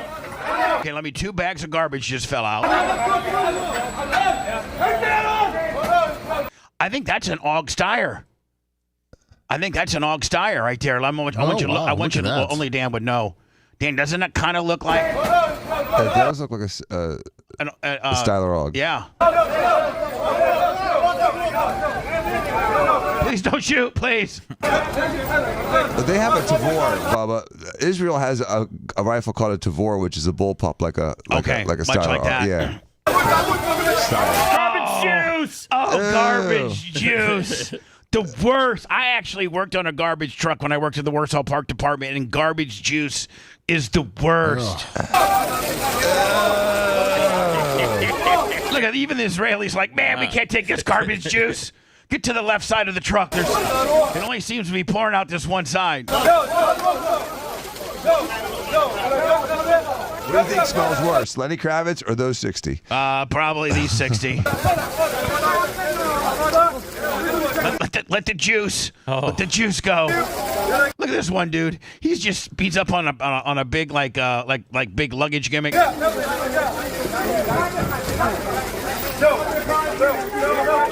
Let's see how they start jerking him out. It's like, listen, we've gone through. The Israel military is some of the most trained people in the world, but they're like, we don't know how to extract people from a garbage Well, you got truck. people stacked eight on top of each other. They got to start getting them out of there.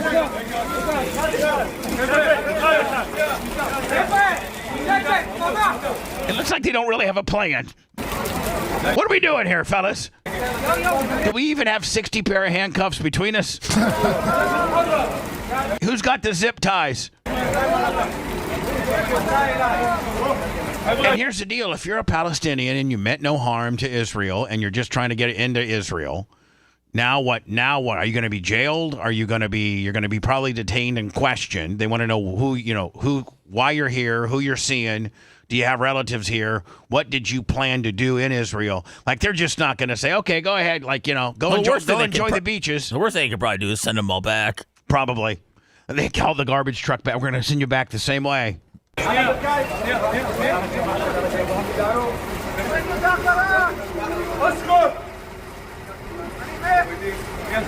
Yeah, and you don't know, like, Dan, if you're one of these guys, you don't know if one of these guys in the back got a gun or not. Or a bomb. Why wouldn't they have a suicide vest? They could throw.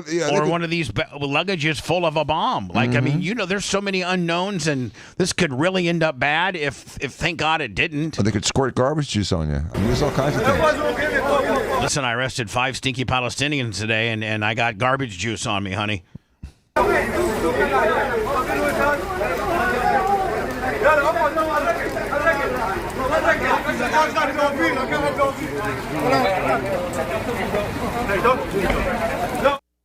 That's going to be a very long staking process, is it not? Taking one at a time. Lummy, another high school teacher. It seems to be the trend. They're not just doing it individual gimmicks. They're going too deep now. High school teacher pled guilty to having sex with 2 teenage boys after police received a tip-off that she'd been seen kissing one of the 16-year-old students, Shelby Dawn Lashhome. 20. She was 25. All right, that's cool. Yeah. I mean, she's not 40 or nothing. I mean, there's literally only a 11-year difference. No, a 9-year difference.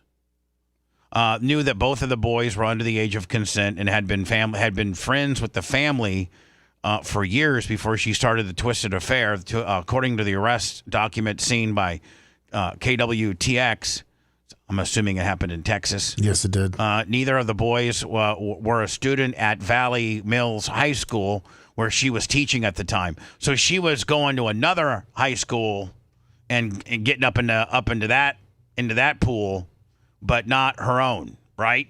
So maybe that's a lesser charge. Oh, well, it looks like she's not getting jail time. She's not? No, she's just getting a $1,000 fine and probation. The teacher confirmed that she had. Hold on, the teacher confirmed that she had sexual intercourse. I'm sorry, the teenager.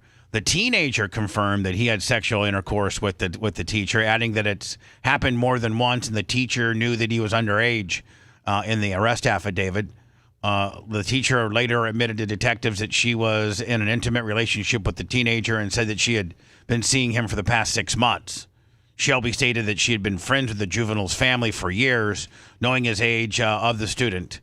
The teacher also admitted to having sex with a second boy who was under the age of 17 and who attended a different school than the first victim. On Friday, prosecutors recommended the disgraced former educator be placed on deferred probation, fined $1,000, and plead guilty to 2 counts of improper relationship between an educator and a student. Both are second. Oh, well, see, Lummy, that's just preliminarily what she got. Oh. I think, she still has to go through the, potential plea or trial. Both charges are second-degree felonies, which carry up to 20 years in prison. And okay, hold on. All right, how hard does this story make you on a scale of 1 to 10? Well, no, it doesn't. Well, I mean, it is kind of nice that she took care of his friend for him. No, I don't think that was his friend. It was just another kid who went to another school. Oh, slut. In exchange to the guilty pleas. Hold on, Lummy, you might be right. Oh, yeah. In exchange for her guilty pleas, 2 counts of sexual assault against a child, also second-degree felonies, were dropped. Dan, here comes this let's make a deal stuff that they're all doing nowadays, unless it's me or you. They were dropped by the county district attorney's office. 19th State District Judge Thomas West ordered a pre-sentence investigation by probation officers, which will consider before deciding to accept her plea bargain. Her sentencing is set for June 26th. So, to me, it looks like she might just get probation. And, at what point do these prosecutors, because there's some teachers, Lemmy, that, got 20 years in prison. Yeah. And then there's others that go too deep and get probation. I mean, I don't understand. Texas is usually not, they're pretty hard on that. I mean, Texas is like, the good old boy deal. When we return, look at this right here. Look at this. This person killed their baby. And is already on parole. And this thing is this thing's trans. Trans baby killer quietly freed from prison, 30 years only. And the minute they got out of prison, they started an OnlyFans. We'll get to that next. And also, Trump, man. I mean, Dan, I know that you're a big Trump supporter, but we just spent at length talking about your little Danny, your youngest child's confirmation through the Catholic Church this past Sunday. So you probably heavily believe in the Pope, and I think you heavily believe in Trump. Now Trump leaves no stone unturned as to who he's going to screw with. Now he's screwing with the Pope. Don't you just leave the Pope alone, because it's just such he's such a beloved person for those that follow the Catholic religion. Maybe even those that aren't Catholic really still like the Pope. The Pope never wants to get no heat with nobody, right? The Pope's trying to always be calm and take the high road and turn the other cheek and, right, be positive when very negative situations happen. Don't you think that this really just shows the unhingedness, and that Trump could just not even, if the Pope doesn't agree with you, just maybe shut up and let it go? Just it's the Pope, dude. Mm-hmm. I have a lot of thoughts on that. Okay, we're going to get into them, all right? I have a lot of thoughts. So. Your voice of reason has spoken. The Love Sponge. More Bubba the Love Sponge after this.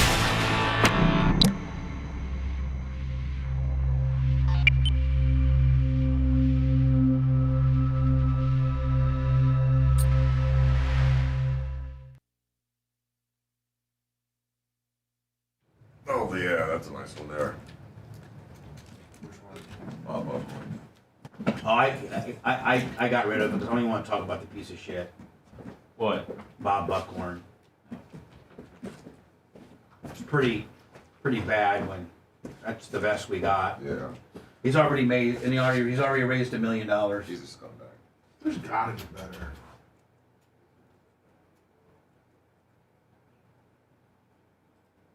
Straz again, playing against them. Snizzuk. Let's see who signed up. Let's see who signed up there, Snook.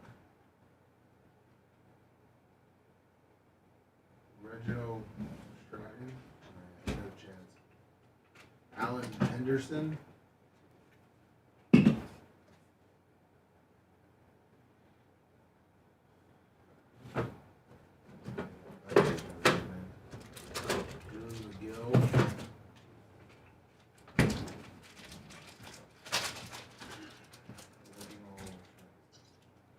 Horrible.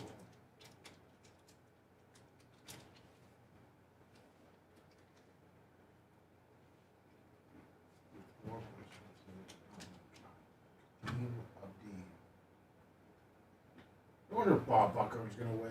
No, the candidates He's going to win. He's going to win because he's got more money than anybody else. Everyone likes his name because he fucking put it everywhere on all the parks that. No, he's a fucking weirdo, is what he is. Pam Ioria was funding it.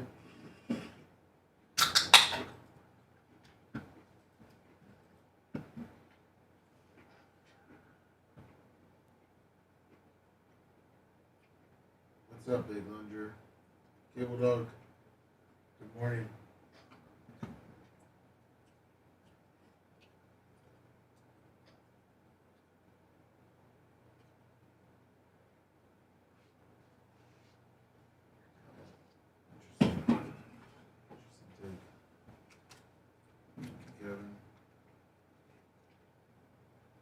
Venmo, PayPal, Cash App. Shove it up, Spice.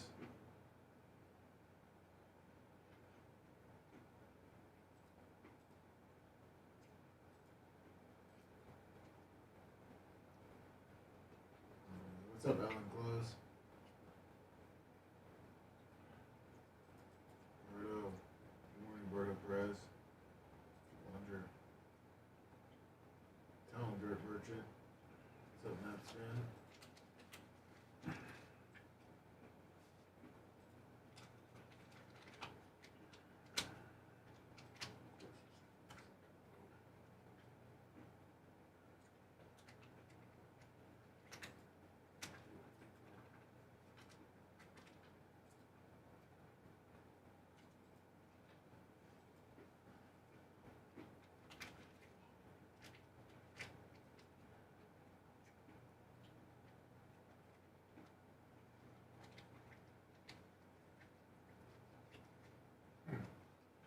What's up, Iggy?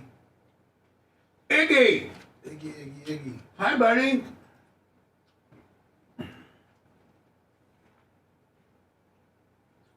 Iggy! I miss you. Iggy's a good guy, man. He is. Salt of the earth. Him and Angus. All the Bubba are. A lot of Bubba are. Salt of the earth. Yes, Nezzo. Guess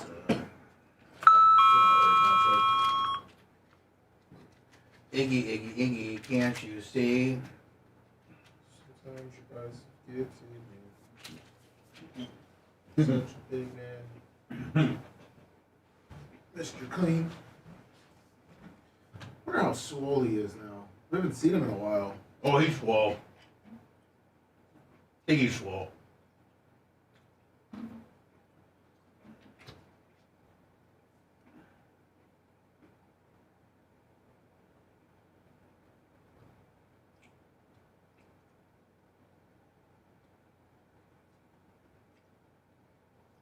Iggy's swole. Yeah, he's got his new warrant. No one's gonna fuck with him. Biceps popping.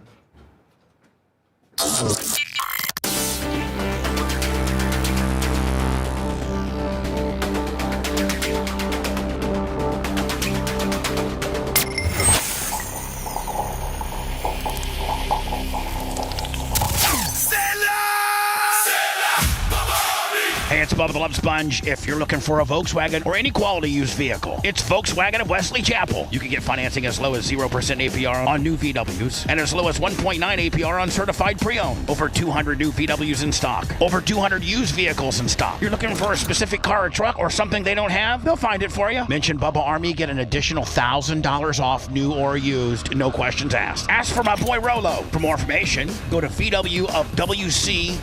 Volkswagen of Wesley Chapel. His rhetoric slowly sinks into your skull. Corrupting the synapses in your brain. Taking control of you. And there's no way to stop it. We now return to the Bubba the Love Sponge Show. We'll get into the Trump Pope stuff after this particular story. I would be at the governor's office full hot. If this had happened to me, well, I don't know if I'm going to find myself, married or living with a transgender woman that looks like this right here. Is that normal Indiana stuff? No, this is Indiana white trash extreme. And so this person was let out 31 years early. This woman, a transgender woman convicted of killing her infant stepdaughter, was quietly freed 30 years from an Indiana prison and quickly launched an OnlyFans account. Autumn Cordeloni, something like that. Weirdo, sicko. It's a dude, isn't it? I mean, this is a dude. If you're a transgender woman, well, hold on. I think that means you started off as a guy.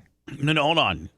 I'm trying to figure out what that is. Is a transgender woman a woman that's trying to be a dude? No. Or is a transgender woman a dude that's trying to be a woman? A dude that's trying to be a woman. Before he was a transgender woman, he was a man. So this person right here, Autumn Cordeleone, has a penis. Most likely. Okay. So Autumn Cordeloni was sentenced to 55 years in prison in 2002 for the strangling. Again, there's ways to kill people, and strangulation is the sickest way to kill a person. It's the most up close and personal. Usually when you strangle, it's because you hate or you despise or so. Like there's all, listen, I don't know all the rules of killing and all the psychological, what psychologically is going through people's brains when they kill people. But I know that there's, experts that, like if you shoot somebody in self-defense, that's one thing. Or if you shoot somebody that's, broke into your house, that's another. Or you're at this point, fight or flight type deal, but don't they say that strangulation and stabbing is usually because you really, really are close to the person and you have that much disdain for them that you want, that's the most up close and personal way to kill somebody is either strangulation or stabbing. Yeah, you got right up on them to do it too. You hear them, you smell them. So, no, hold on. This sicko weirdo freak the baby wasn't even one. It was 11-month old. Now, if you strangle an 11-month-old baby who is probably your significant other's child because it said infant stepdaughter. So that means this sicko right here was either were they in a relationship with a man or a woman? It doesn't say in the article.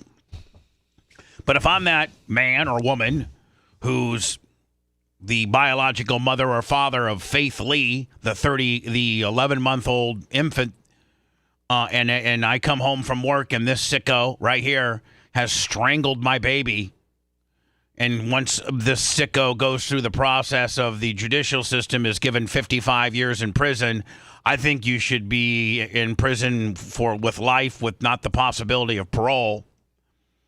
But she was sentenced to 55 years in prison for the strangulation death of 11-month-old Faith Lee, returned to her hometown of Evansville, Indiana last December on parole, but prosecutors only learned of her release from a citizen, not the state. So the state didn't even aren't they supposed to get a hold of the victims and the local police agency because they're on parole and they have to maybe report to a parole officer that might be located within your facility? I don't know. I think most jurisdictions have some kind of rule like that. Yes. Yeah. It looks like they just got the surgery that the Indiana had to pay for. So 2 years ago. Indiana had to pay for this freak to what? Get its penis lopped off? Gender alter, yeah. Her gender, yeah. She sued. She sued won. President Trump Cordialone, whatever the hell. I don't know how to pronounce her last name. Well, their former name is Jonathan Richardson. All right, there you go. I just want to say that.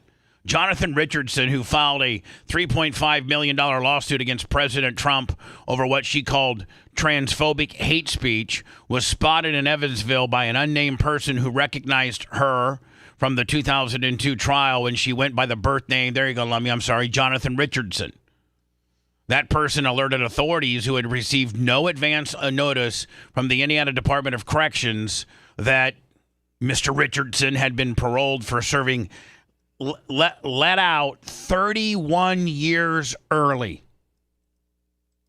The Vanderburgh County Prosecutor's Office was not notified that this defendant was back in the community. They were spotted by a citizen who recognized them from the original court case.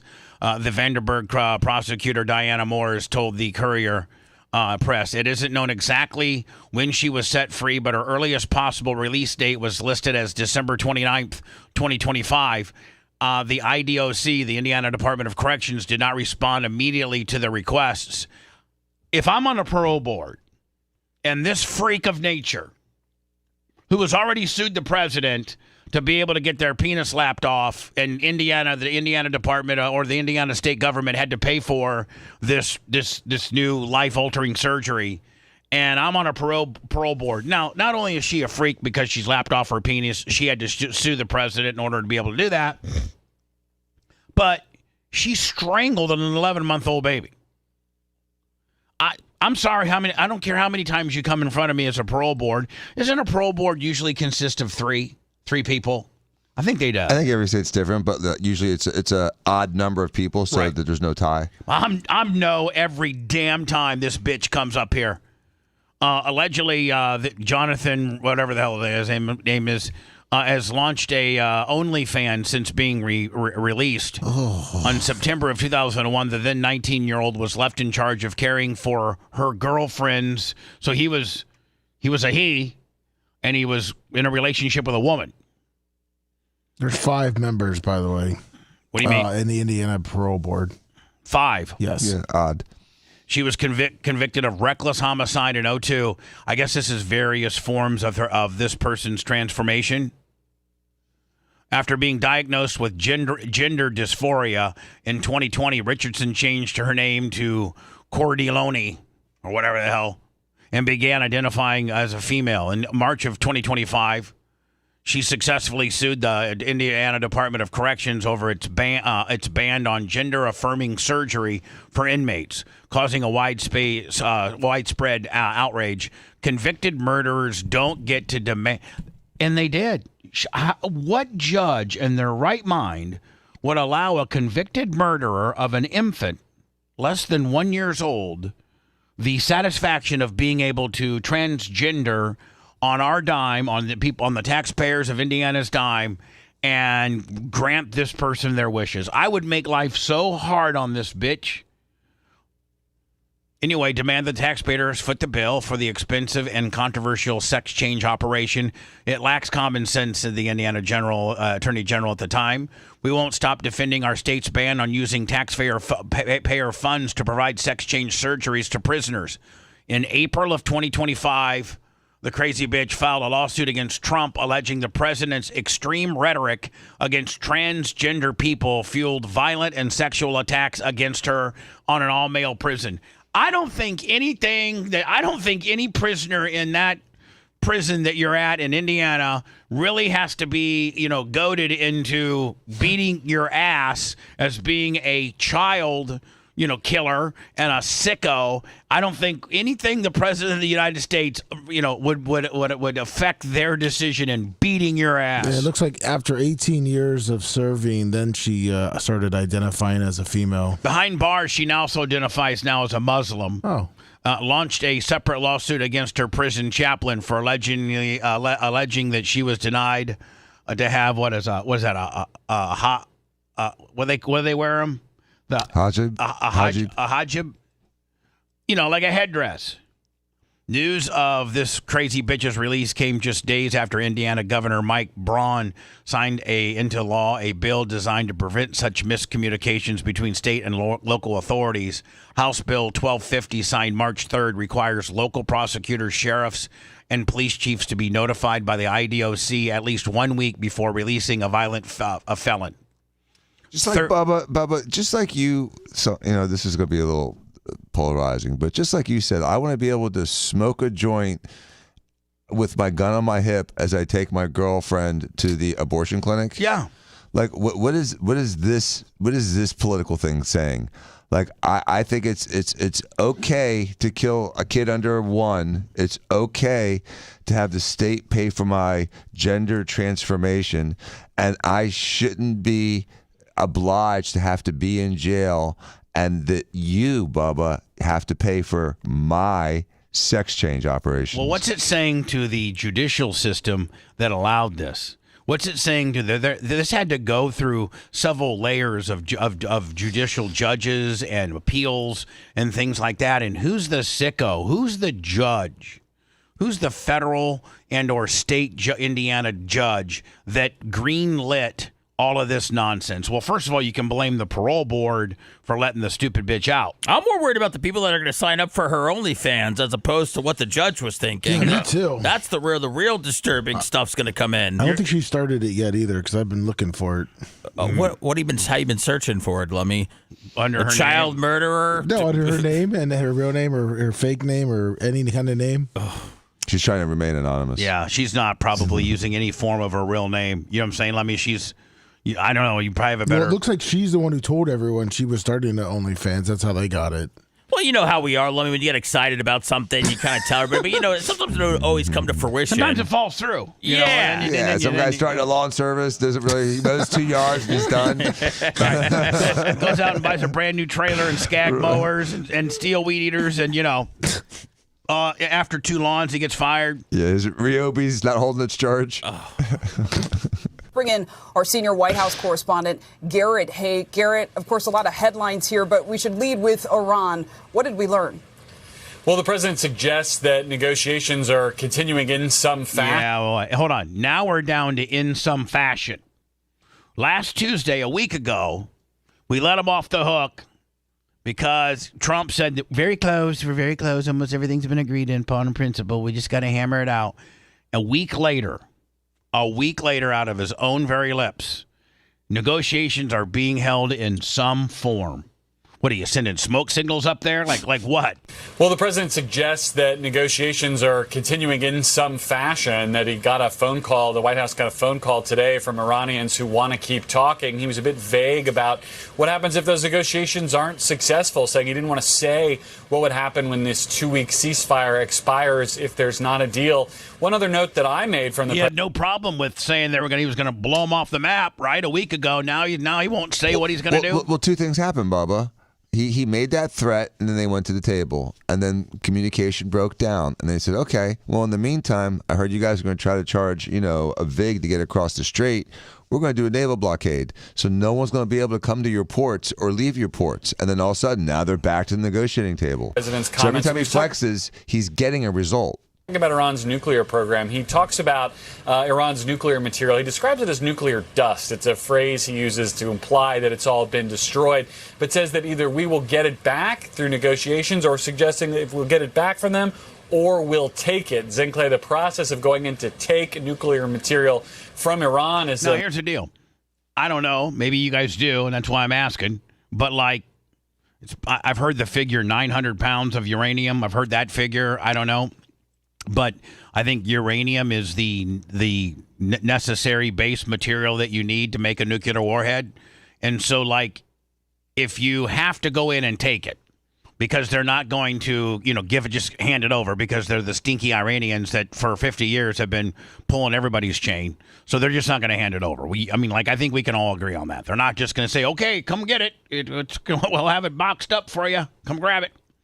But if we have to take it with force, isn't it a very highly volatile,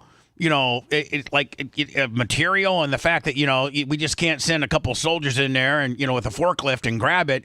I think you have to really, really exercise a bunch of caution while handling this material. So I just don't think we can take it. I don't think you can just go and take it like it's a car or anything else. I think you got to, in taking it, probably kill everybody around that's guarding it, then go in and take it. Because they're just not going to, don't think it's not highly guarded, right? Or deep. Or deep. Buried and put away. And as we get closer, as things starting to weaken over there, and they might have to give it up, what could they potentially do with it? Right? What could who potentially do with it? The Iranians. The Iranians are a step away from turning it into a weapon. That's what I'm saying. So maybe that's why they're stalling, because they're in the process of weaponizing this uranium. They're stalling because each day that goes by only makes it worse for the United States. Right. So they could wait around all day. They've already had all their stuff blown up. I mean, one move that they have is that they're not willing to give up their nuclear ambitions. They're not willing to give up any of that. And you know why? Because we don't invade countries with nuclear weapons.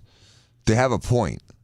As long as they got nuclear weapons, if they had a nuclear weapon, we wouldn't be invading them. So that's what we're so paranoid about, because there was a few countries over the last 50 years that we didn't intervene before they got that first nuclear weapon. Then once you get it, we don't invade. We leave your ass alone. Well, so like I'm saying, they have a point. Maybe they're scrambling around here trying to weaponize this uranium. They absolutely are. So that they can say, all right, bitch, if you invade us, we got X amount of nuclear warheads that we've made. And we can lob one over to Israel. We're going to lob one over to two over to Israel. We're going to lob one up to London. Do you really think that there's a nation, a society, a government that would really nuke somebody, knowing that whomever they nuked, the whole world would make sure that that person, that country, was never heard from again? But they would get completely blown off the map. They're on the verge of that right now. So why not go out with a big bang, so to speak? Meaning, they're on the verge of, every nation, getting ready to annihilate them. I don't think they care if people think they're dicks. I don't think, no, they obviously don't. Well, no, but I mean, setting off a nuke that's not just, that's not just for, the United States and Israel. That's for the whole world. Right. That's a world issue. But isn't that like taking out a bunch of infidels? Won't that give you more virgins? I don't know. I don't know, man. They really believe we should be dead, though, Seth. I mean, there's part of them that really feels that we should die, and Western society should be gone. We've seen the Lego commercials. It's not friendly. Would be a major escalation if that's the route that the president wants to go down. I think his comments on Iran were mostly kind of jogging in place, if you will, on sort of the state of the negotiations today, the state of this new blockade. The other major topic that was discussed is the president's ongoing back and forth with Pope Leo. See, this is where I come. This is where Trump loses me. You should never go back and forth with the Pope. Keep your mouth shut. You don't have to like what the Pope's spewing, or because he's a very peaceful person and he wants peace and he wants this to resolve itself, and through nice gestures and spirituality and things like that. I don't think that you need to have heat with the Pope at all. Just turn the other cheek and take the high road. But to call him stupid and he doesn't know what he's talking about and he doesn't have a clue. Man, I think you lose. You potentially have I think Trump continues every day to divide his base. Yeah, I have some mixed feelings about the Pope. This has nothing to do with Trump. Hold on here. First American Pope. He said he doesn't like Pope Leo. He disagrees with him. He thinks I don't like Pope Leo. I don't like any of them that says I don't know. The Pope is wrong. Yeah. So the Pope is even wrong about matters of theology when it comes to Iran. The Pope, of course, has said that it's his job to preach the gospel, to talk about peace and ending wars, and has been an outspoken critic of this war in Iran. Yeah, Garrett, President Trump was expressly asked specifically about a post on Truth Social appearing to depict President Trump as Jesus. He was asked... Yeah, did you guys see? Will you send that to me? Yeah, with the doctor picture. Yeah, and I think it's since been taken down, and it's just not a good look. It's just in the midst of what you're going through, it just makes you look like the absolute megalomania, narcissistic, tyrant. Why is everybody turning on Trump now, man? When you depict yourself as Jesus, is this new? Yeah, I don't know. This came down. No, I know, but like depicting himself as Jesus. Yeah, like, that's an all new low. We haven't seen that before. No, you don't believe his explanation? I mean, that he thought he was a doctor healing. I mean, I believe it. I see Red Cross all over that picture. Here it is. Hold on. Mr. President, did you post that picture of yourself depicted as Jesus Christ? Well, it wasn't depicted. It was me. I did post it, and I thought it was me as a doctor, and had to do with Red Cross as a Red Cross worker there, which we support. And now listen, if you look at this picture, okay, and you don't know, and you haven't heard what Trump just said, and he posted, and I don't know what type of fodder or what type of exclamation he posted underneath this, or if he just posted this picture all by itself. But I don't think, Lummy, that he posted it and said, "I'm a doctor healing people from the Red Cross." I don't think he gave. I think he just posted it. Yeah, I think he just posted, leaving everybody to as their own interpretation. And if you were to look at this, I would tell you that he looks like he's trying to be Jesus healing people. It's not like he's trying to be a doctor. At that point, he had buttons on the front of that white outfit, he looked like a doctor's coat. Or hold on, all he had to do, Dan, 3 buttons. was to add a stethoscope. Yeah, right. Stethoscope or 3 buttons. A stethoscope with 3 buttons. Right. Mm-hmm. That's it. This is Jesus. You're trying to be Jesus, Donald. Come on, buddy. I supported you. And you don't leave him now, man. I am. I'm gone. No, I'm gone. No, you're not. I'm not gone. I'm. You know what? I'm sitting back to see how this all plays out. He's not playing it right. He's not playing this whole thing right at all. Only the fake news could come up with that one. So so go ahead and twist it around and blame it on everybody else. How about people like Dan Diaco who support you and go to bat for you, and probably is a little bit taken back by this photo? I think that's me on the bed that he's healing. I just heard about it. And I said, I hope when you're gravely sick, Dan, that we have somebody besides Donald Trump that will be able to save you, my friend. I hope we have a real doctor that can come in and put his hands on you and fix you, and not you're relying on Donald J. Trump. But the Pope is not beyond reproach, and so we're talking about the office of the Pope, which versus the office of the president. But wait a second, the office of a lot of countries have opposed the Pope over the years. In fact, the Episcopal Church is because the King of England opposed the Pope. The Pope's reign on European religion over the last 1,000 years has not been without controversy. There have been popes that were known for pedophilia, sodomy, corruption. Remember the Spanish Inquisition. Remember that Pope Francis, who everyone was so high on, protected all the pedophiles. The Pope is not a perfect entity. Now, I understand the Pope stands for peace and doesn't support any war. But this particular Pope has not done the things that you just mentioned. He's not done any of that. We all know that. You'll know that. You'll know that. All right. Well, let me just continue to play the Jesus pick, okay? Okay. How did they come up with that? It's supposed to be me as a doctor making people better, and you know what? He would be 50% better at his job if he remained off the mother Twitter / Truth Social. Take it away from him. My Lord. Make people better. I make people a lot better. Mr. President. So it's just tweets and stuff.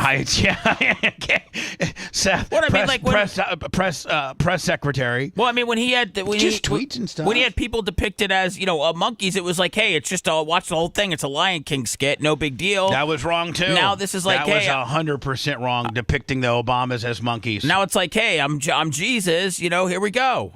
About whether or not he would apologize. What exactly did he say?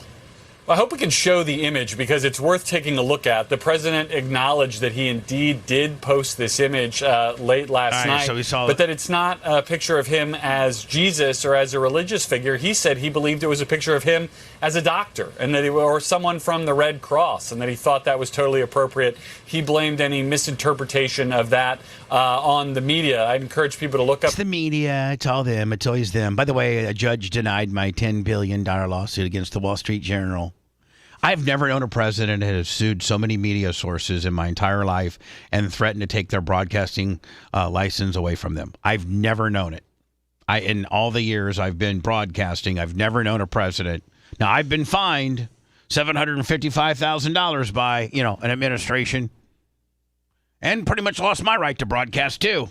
That image, which the White House has now taken down from the president's Truth Social account, but exists all over social media this morning. Dan, if Trump was doubling down and it wasn't a problem and somebody that can think a little clearer than him got to him and finally said, it's not a good look.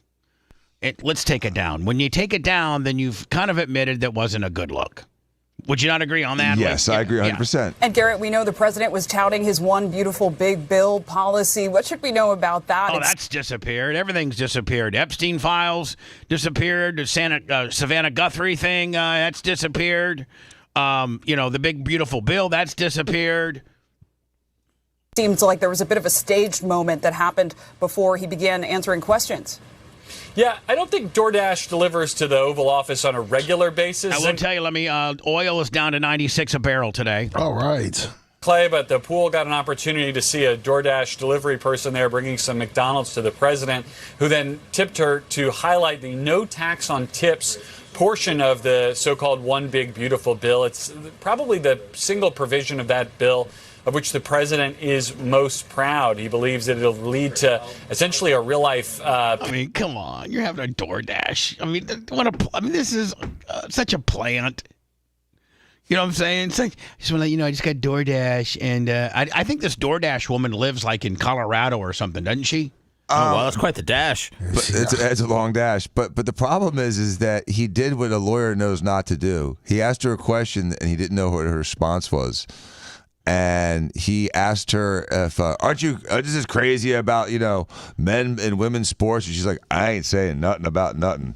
And he wasn't expecting that. So I'm not sure how much of a plant she really was. When taxes are taken into effect for millions of tipped workers all across the country, they're highlighting how it affected the life of that DoorDash delivery driver here in Washington, D.C. Don't think that DoorDasher wasn't quickly briskly asked to leave the White House, right? Yeah, I think she had a $4,000 tip, she said. Oh, nice. From him? Yeah, I don't know if you want to watch it, but I found a video where it kind of shows how Donald Trump does his social media post. Yeah, send it. I just sent it to you. Send it to me. We'll do it next. Yes, it is. No, it's not. We rudely interrupt the rhetoric to let you know the following. Bubba the Love Sponge Show returns after these words.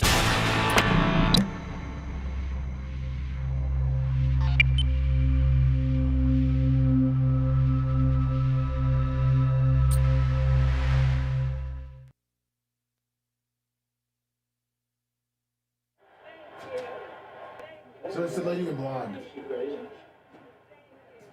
Thank you so very much. Thank you, everyone. Thank you, everyone. Thank you. Thank you. It's not funny. That must be 35.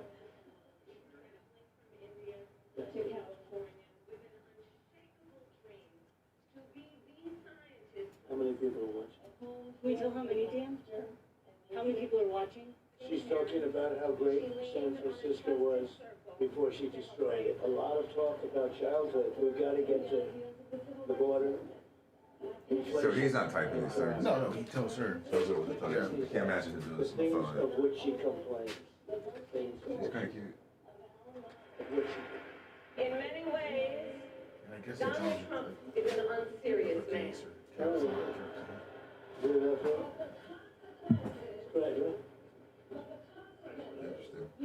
These prosecutions were all started by her and Biden against their political thought. Free thought. Get that out right away. She paid and raised bail. She paid bail to get the violent riders of Minnesota out of jail. I love it. Put it in there. Put it right in with the stuff, right? With that horse, yeah. Good.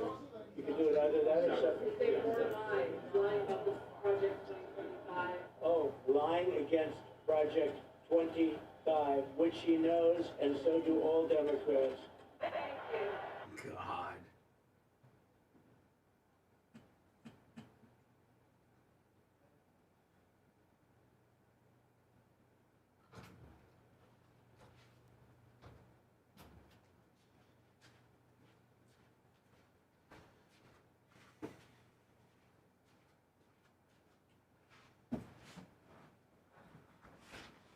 So, I mean, he's got like 3 or 4 people on it. Yeah.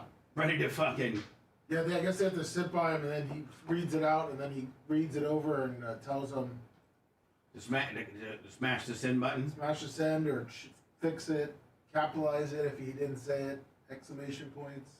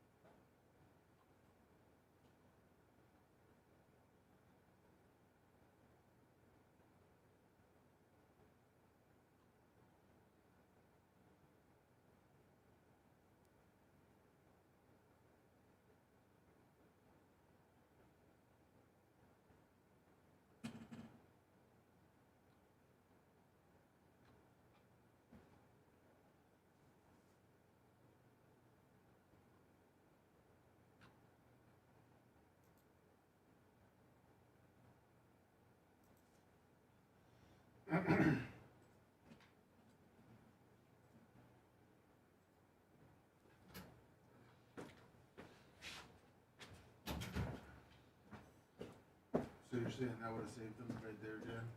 This would have saved the picture? They would have just done that? Exactly.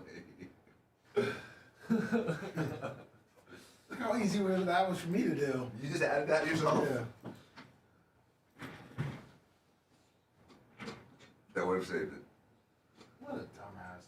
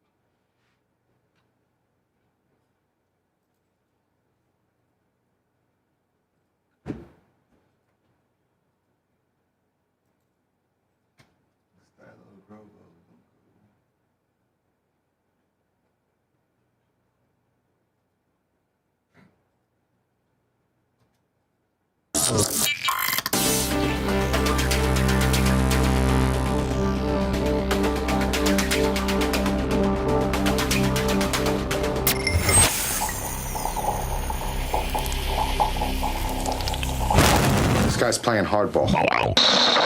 Human misery has never sounded so good. My life is over and I'm gonna wind up working at Red Lobster. We're back to the Bubba the Love Sponge Show.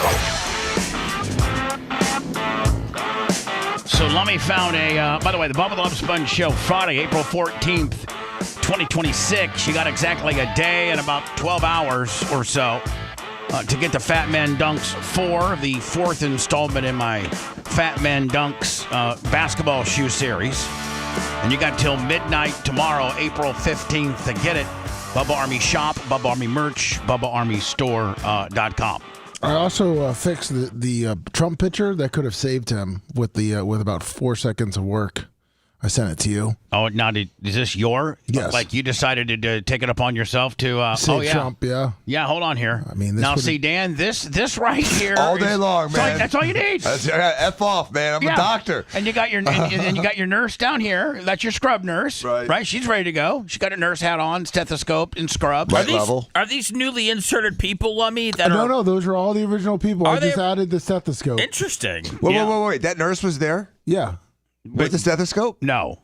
No. She was originally there. With a stethoscope on her? I just added the stethoscope. Did you add her stethoscope too? No. Well, the stethoscope changes everything, Lummy. It looks like a completely different picture. Exactly. Yeah. And this gets you no heat. I mean, there's not a person that can't say, Trump's a doctor.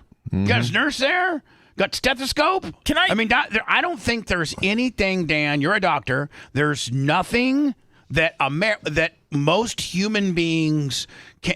A piece of equipment or anything more that identifies a person as a potential healthcare worker or a doctor more so than the stethoscope. Yeah, the old thing that the ENT guys use with the little hole in it that looks like a radar dish, we don't use those anymore. That doesn't work anymore. You know that? But in the old days, doctors would roll up with that in TV. An old school stethoscope, even though you may not even use them anymore. We use them. But it's just the one thing that nobody can misconstrue what you are is a stethoscope. Uncle Eric, $25. So, Lummy, that girl was in the original one, but with no nurse hat or stethoscope. No. She looked. I didn't touch anything else with the picture except for putting the stethoscope on Jesus Trump and her. No. I didn't touch her. I didn't touch anybody. She's original. Hold on. She had a. Can you send me the original picture again? Yes. Or maybe I have it. But now the news will be like, oh my God, Trump's impersonating a doctor. Hold on here. There'd still be outrage. Oh, yeah. Okay. That's okay. I got that. Is it that far-fetched that an 80-year-old guy doesn't quite know what he's posting on social media? No, he knows what he's. Wait till you see the footage that I play here momentarily. I sent you the original picture with it cropped because this is a picture I took from Trump's okay. thing. So listen. So this is the original picture, right? Mm-hmm. And so that's not the Virgin Mary. That's a nurse. That leads me to err on the side of Trump because I never saw the stethoscope in the first picture. I wasn't even looking, but because you'd already made a determination he was Jesus, right? But I can say that I'm wrong. If that indeed, Lummy, is the first picture and you did not alter I didn't touch that. That's his original picture. Okay. I mean, his outfit is a little Jesus-y, but... It is a little Jesus-y. And my hands don't usually glow when I'm taking care of people. You usually don't. They usually have light emanating from my hands. Don't really know of any doctors that do. But maybe this guy, maybe he went to a different doctor school than you did. Right. Maybe, like Logan's Run where the crystal lights up. Right. Maybe he went to a different Maybe University of Florida I'm sorry. You went to medical school at Gainesville, right? Mm-hmm. Maybe University of Florida didn't have the light option for you up-and-coming doctors. But maybe like, more like Princeton or like, does Harvard have a medical school? Yes. What is recognized as like if you're a lawyer, it's Harvard, Yale, those really add a little bit of credibility, even though you may not be that good of a doctor or a lawyer. What is the big sling D medical college to go to? The thing is that doctors don't really care at all where you went to medical school, because it's irrelevant as to how good you are at what you do. All we care about is where you trained at. No one goes to another doctor and says, hey, where'd you go to medical school? They're like, where'd you train at? Because that's all that matters. So some people that trained at Brigham, which is Harvard's hospitals, are well trained. So when you say I trained in New Orleans, they're like, man, you saw charity. some gunshots. Exactly. Chicago, Cook County, Jackson Memorial at University of Miami, Memphis, LA County at USC. Those are huge surgical programs and ER programs because of all the violence. So whereas in Gainesville, they saw one gunshot a year, two gunshots the entire year. We'd see 4 at a time. Now, Lummy, is The Art of the Surge, is that documentary, has it been out for a while? Well, yeah, I think this is older. This is 2024. So all right, so this is when he was running this is when him and Kamala were going head to head. Yes, and man, not only if you ever thought that Truth Social was posted up by some lackeys that didn't have Donald Trump's approval or hands or inside or micromanaging over every post. This shows him watching Kamala Harris, I think at the Democratic National Convention, and it shows him picking her apart. And then it shows like 3 or 4 other people that are in really close proximity of him that have laptops, and he just starts blurting out for them to post stuff. This is quite telling. Thank you. Thank you. Thank you. Thank you. And let me ask you a question. For those that voted for him, or for those that follow him, or for those that just, whatever, and whatever your opinion of him is, would it, if he didn't take such an aggressive stance on everything, from what the Pope says about him to Kamala Harris's acceptance speech at the Democratic National Convention, if he had just not said anything about her or 1 or 2 little tweets about her, that's one thing. But does it make you like him less if he would tweet less and not be so erratic and have a team of 3 or 4 people sitting by him at all times with laptops ready to, post up on Truth Social? I don't think his popularity or the people that supported him would like him less if he tweeted less. I agree with you there. I agree. I agree. It shows he could turn it down. He could cut out literally half of it. Yeah, and everyone would be fine. And because it would make it more effective, because when he says something, it means more now. When you fire off 1 or 2 a day, instead of having a team of people with laptops that every little narcissistic idea you have or combative idea that you have, you don't necessarily post. I mean, it'd be like you and I listening to our competition, which I don't, and then you being beside me, you and Seth and Macho Man, and I'm Seth, post this. Then Seth gets ready to post it, then he rereads it to me, and I go, Seth, put that last part in all caps, okay, before you send it. Lummy, what are you sending? Okay, this and that. Okay, yeah, do that, and then make sure you put this, and this in there. And Macho Man, what are you doing? Okay, you're doing that. Okay, yes, okay, now put this. No, change that. I don't like that. Word it this way. He is such a control freak that I think that all it is a deterrent for those people that may like him.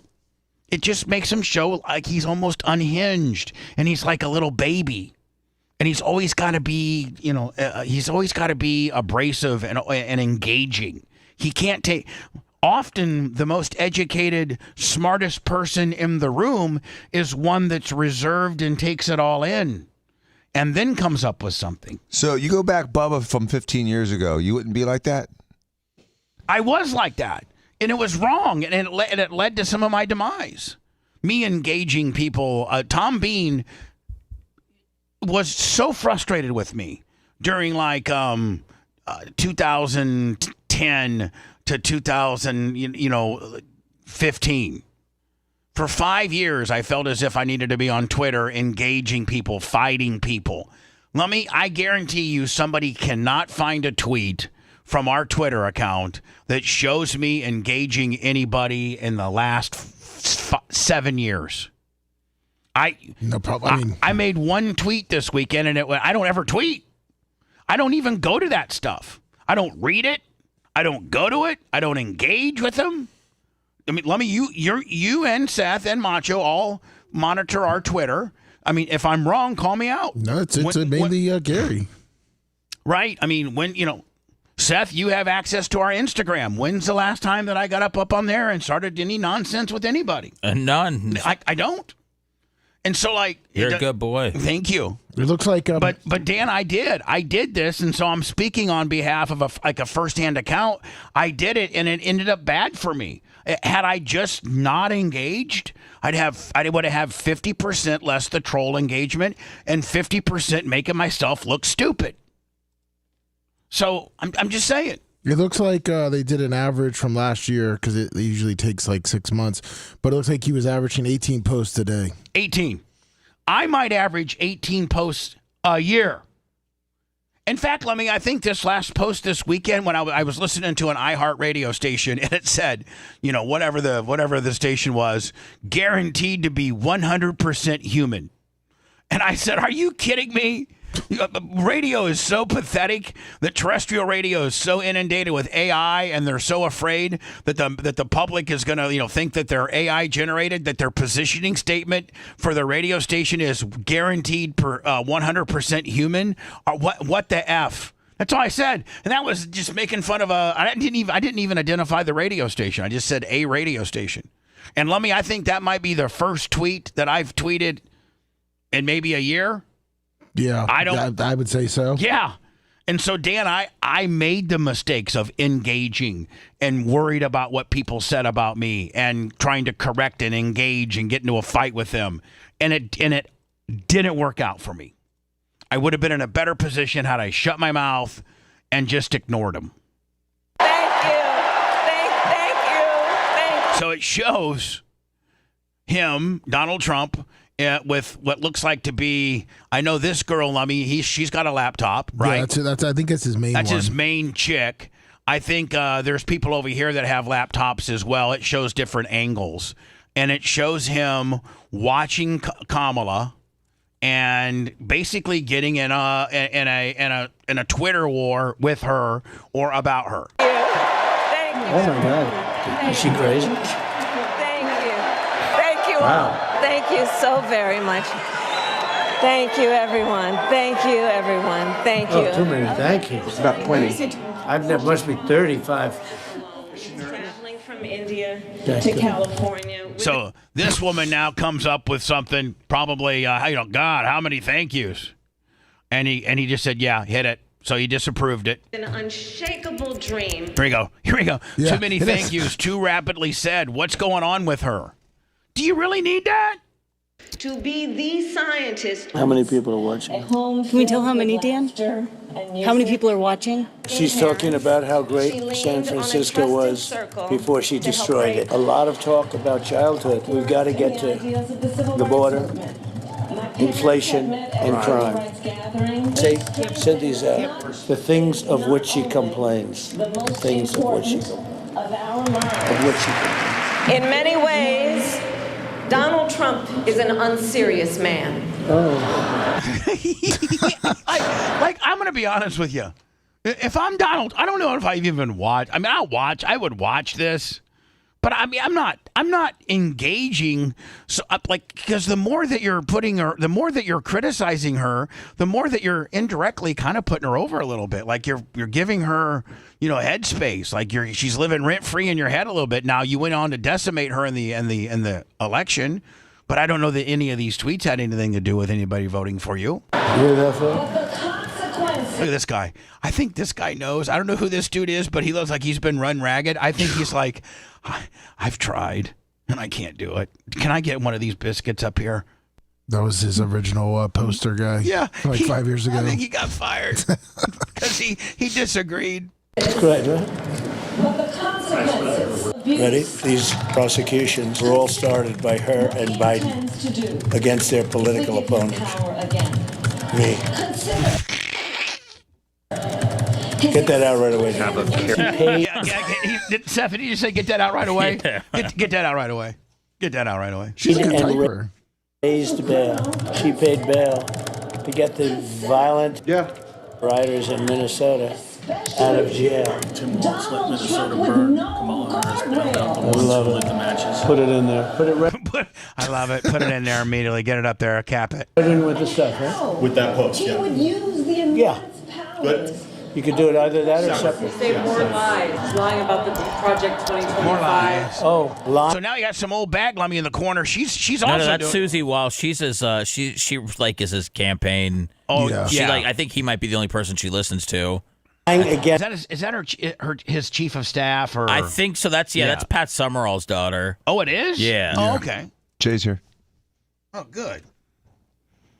Jay, have you been listening and following along what we're talking about here? I have. Yeah. It's Project 25, which she knows, and so do all Democrats, that I have absolutely nothing to do with. She even had to correct. Say absolutely. She says we all know that Trump terminals. You know, your point is really well taken. The 18 a day, especially like during the Iran war, is much. But this was a time when everyone was waiting to see what he would say. I think it was the DNC when she was giving her speech or whatever. It was. So, but to me, man, when he's going play by play, you know, analyzing what she's saying, I just think that it's not necessarily the best look. I think I think taking a step back, taking it all in, and then maybe coming up with one or two afterwards, you know, would be more calculated. It just, to me, and I voted for the dude. I just think that he just doesn't have a Steve Diaco or a Tom Bean or a Jay Diaco or a Kevin Hazlett or a Brian a Babyface to say, hey, bud, we got to burn a timeout here a little bit. You just are really just micromanaging and come across, even with your base, as kind of unhinged. Now you're fighting the Pope. Let me just give you an example. Somebody I know whose name rhymes with Randall was a huge supporter of President Trump's, and we proudly wear a shirt and a sign in my yard, and is really upset with the tweets in the last 2-3 weeks. Yeah. Very upset, specifically about him attacking Megyn Kelly and Tucker Carlson and all these people who she believes supported him during the campaign. And so I can get into the nuances of why I thought, you know, criticism both ways are okay. But your point is, does it affect the hardcore MAGA supporters? And the answer is yes, 100%. And yes. I never thought I would see that transition. Now, is Randall going to go vote for, you know, the Democrats in 2026? Probably not. No, she's probably just not going to vote. But Randall, you know what I mean? But in Randall, the midterms, Randall which is a problem. Disconnected from Randall's candidate right now, like a lot of people are. Sure. And when you have a couple of your largest talking heads that didn't Tucker talk at the RNC? Mm-hmm. They both did. I think Tucker and Megyn Kelly came out like 3 or 4 days before when Mark Cuban said he doesn't surround himself with intelligent women, and she came out and blasted Mark Cuban. It was really a spike at the head moment. It was incredible. And so they were really big supporters of his. And I merely said to Randall, isn't everyone allowed to criticize? Megyn Kelly, Dan, has been on a terror lately. They don't like the Iran war. And there's a whole big thing about like when Charlie Kirk, before he was assassinated, there's been this revelation among some of the what people would call right-wing podcasters, where they have criticisms of Netanyahu, and they have criticisms of the way Israel has handled their prosecution of the war in Gaza.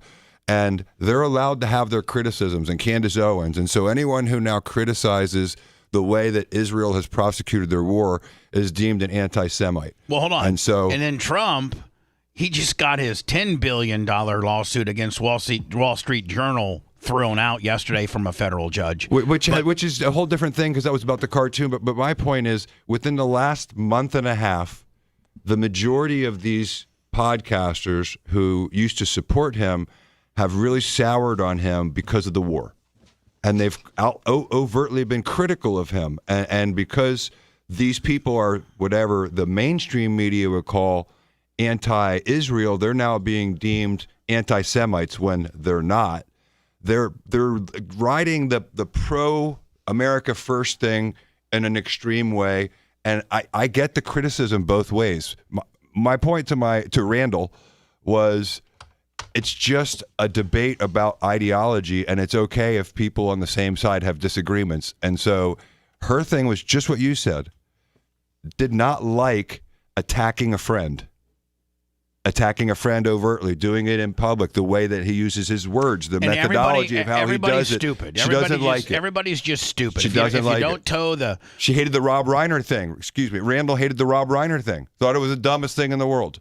Robert Barron supports you and your policies. He praises you for defending religious freedom. Yeah. He now says you owe Pope Leo an apology. Will you apologize? No, I don't, because Pope Leo said things that are wrong.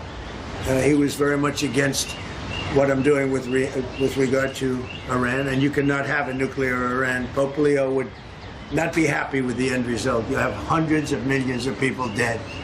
and it's not going to happen. So I can't. I think he's very weak on crime and other things. So I'm not. I mean, he went public. I'm just responding to Pope Leo. And you know, his brother is a big MAGA person, and he's a great guy, Louis. Seth, he's always got that one little FU card. I remember Louis. Isn't he like in Fort Myers or something? Yeah, he is. Yeah. I said I like Louis better than and for Donald to even be able to sniff that little factoid out, right? You know. And I said I like Louis better than I like the Pope. Now you have to have law and order in our country, and that's what we have now. We have the lowest crime numbers we've had in a long time, despite the fact that many criminals were allowed into our country. But we've gotten a lot of them out. We've done a great job on crime. So we have the lowest murder rate in 125 years. Since 1900, the lowest murder rate. So we believe strongly. Is that true? Yes. Yeah. In law and order, and he seemed to have a problem with that. So there's nothing to apologize for. He's wrong. The other thing is he didn't like what we're doing with respect to Iran, but Iran is wants to be a nuclear nation so they can exterminate the world. Not going to happen. You know, support journalism you trust. If you want to be intellectually honest about the way that the NGOs, non-government organization entities, were involved in the mass illegal migration across the southern border, a majority of it was Catholic NGOs. And they were getting government money and doing what the government couldn't do, which is all through USAID. We're going to, Catholics for free borders. And it's literally, and that's why I'm not a real formal Catholic. I believe, and I'm a faith-filled guy, but I have a problem with organized religion. And this is a good example because he's trying to say I'm not being political, and yet he's being political because the Catholic Church in the United States of America lost billions of dollars when Doge came in and shut down the NGOs from the USAID Southern Border Project. Every time a group of 30,000 people would come across the southern border, they'd get, put in Catholic, homeless shelters, and they'd get fed by Catholic and a lot of other organizations too. But I'm just saying this battle is much deeper than these comments that he's saying. Right here, this Pope would have open borders if he could have. Oggi, come tutti sappiamo, c'è stato anche questo Oh, hold on. He's American. Why is he talking? Right. Why is he talking Italian? Yeah, is that what he is? Yeah, because he's American. No, he's American, but the Pope's supposed to speak Italian. Oh. Oggi, today, as we all know, come tutti sappiamo, c'è stato there has been this threat against the entire people of Iran. Anche questa minaccia contro tutto il popolo di Iran. And this is truly unacceptable. Veramente non è accettabile. Qui ci there are certainly issues of international law here. sono questioni. By the way, this is Pope Leo and his response to Trump's I'm going to from Philadelphia too, right? Chicago. Chicago? Yeah, Okay. Chicago. Certamente. White Sox fan, right? Right. Indeed. I think he went to college in Philadelphia. By the way, I think the Rays play the White Sox today in Chicago. Exciting. Yeah. Woo. By the way, the Rays top of the AL East right now at 8-7. Yeah, Kevin Cash will know how to mess that up. Ma molto di più. But even more so a moral issue for the good of the whole entire population. Una questione morale per il bene del popolo completo intero. We don't like a pope that's going to say that it's okay to have a nuclear weapon. He didn't say that. I mean, unless there's more than what we just saw, but he just said, I interpreted what he said as he's worried about the population of Iran that is not engaging in war, and just the population that not part of the regime, just the average innocent Iranian that's rolling around that could be potentially killed because Trump's, let's not forget his initial tweet was to obliterate the entire country. I didn't say like everybody. But he hasn't. The entire civilization. No, he hasn't. No, I know. We don't want a pope that says crime is okay in our cities. I don't like it. I'm not a big fan of Pope Leo. He's a very liberal person, and he's a man that doesn't believe in stopping crime. The message of the church, my message, the message of the gospel, blessed are the peacemakers. I do not look at my role as being Did he say that last year? Yeah. Oh, I don't know. I don't when know. Trump last year did, whatever, stop 6 wars, call it 8 wars, 5 wars, I don't care, 2 wars, stop a war. But did he say anything about blessed are the peacemakers last year? I don't think so. I don't want to get into a debate with him. I don't think that the message of the gospel is meant to be abused in the way that some people are doing. And I will continue to speak out loud against war, looking to promote peace, promoting dialogue and multilateral relationships among the states, to look for just solutions to problems. Too many people are suffering in the world today. Too many innocent people are getting killed. And I think someone has to stand up and say, there's a better way. I think Trump could take a different approach with regards to having heat with the Pope and say, hey, listen, I appreciate what the Pope has to say. I know he's all for peace, but I don't know if he necessarily knows the complexity of how corrupt and just how evil the Iranian regime is. And for the safety of the world, I seem to be the only person that wants to come in and disarm these people from having nuclear warhead capabilities that can go as far as London and kill millions of people. I respect the Pope and his position and everything that he stands for, but the Pope and I don't necessarily have to agree on this Iranian conflict. Boom. You're not calling them names. You're not calling them stupid. You didn't call him stupid. Well, I mean, but you don't. I watched that. For what you see on the news, you would think he called him an idiot and a bunch of different things. He didn't say any of those things. Like you say, he could. The Pope didn't say a bunch of stuff. Neither did Trump.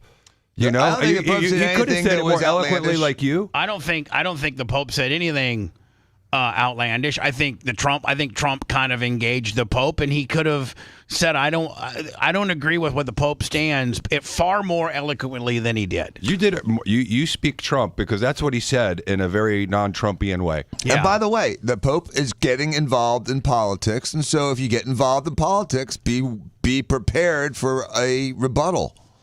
Understood.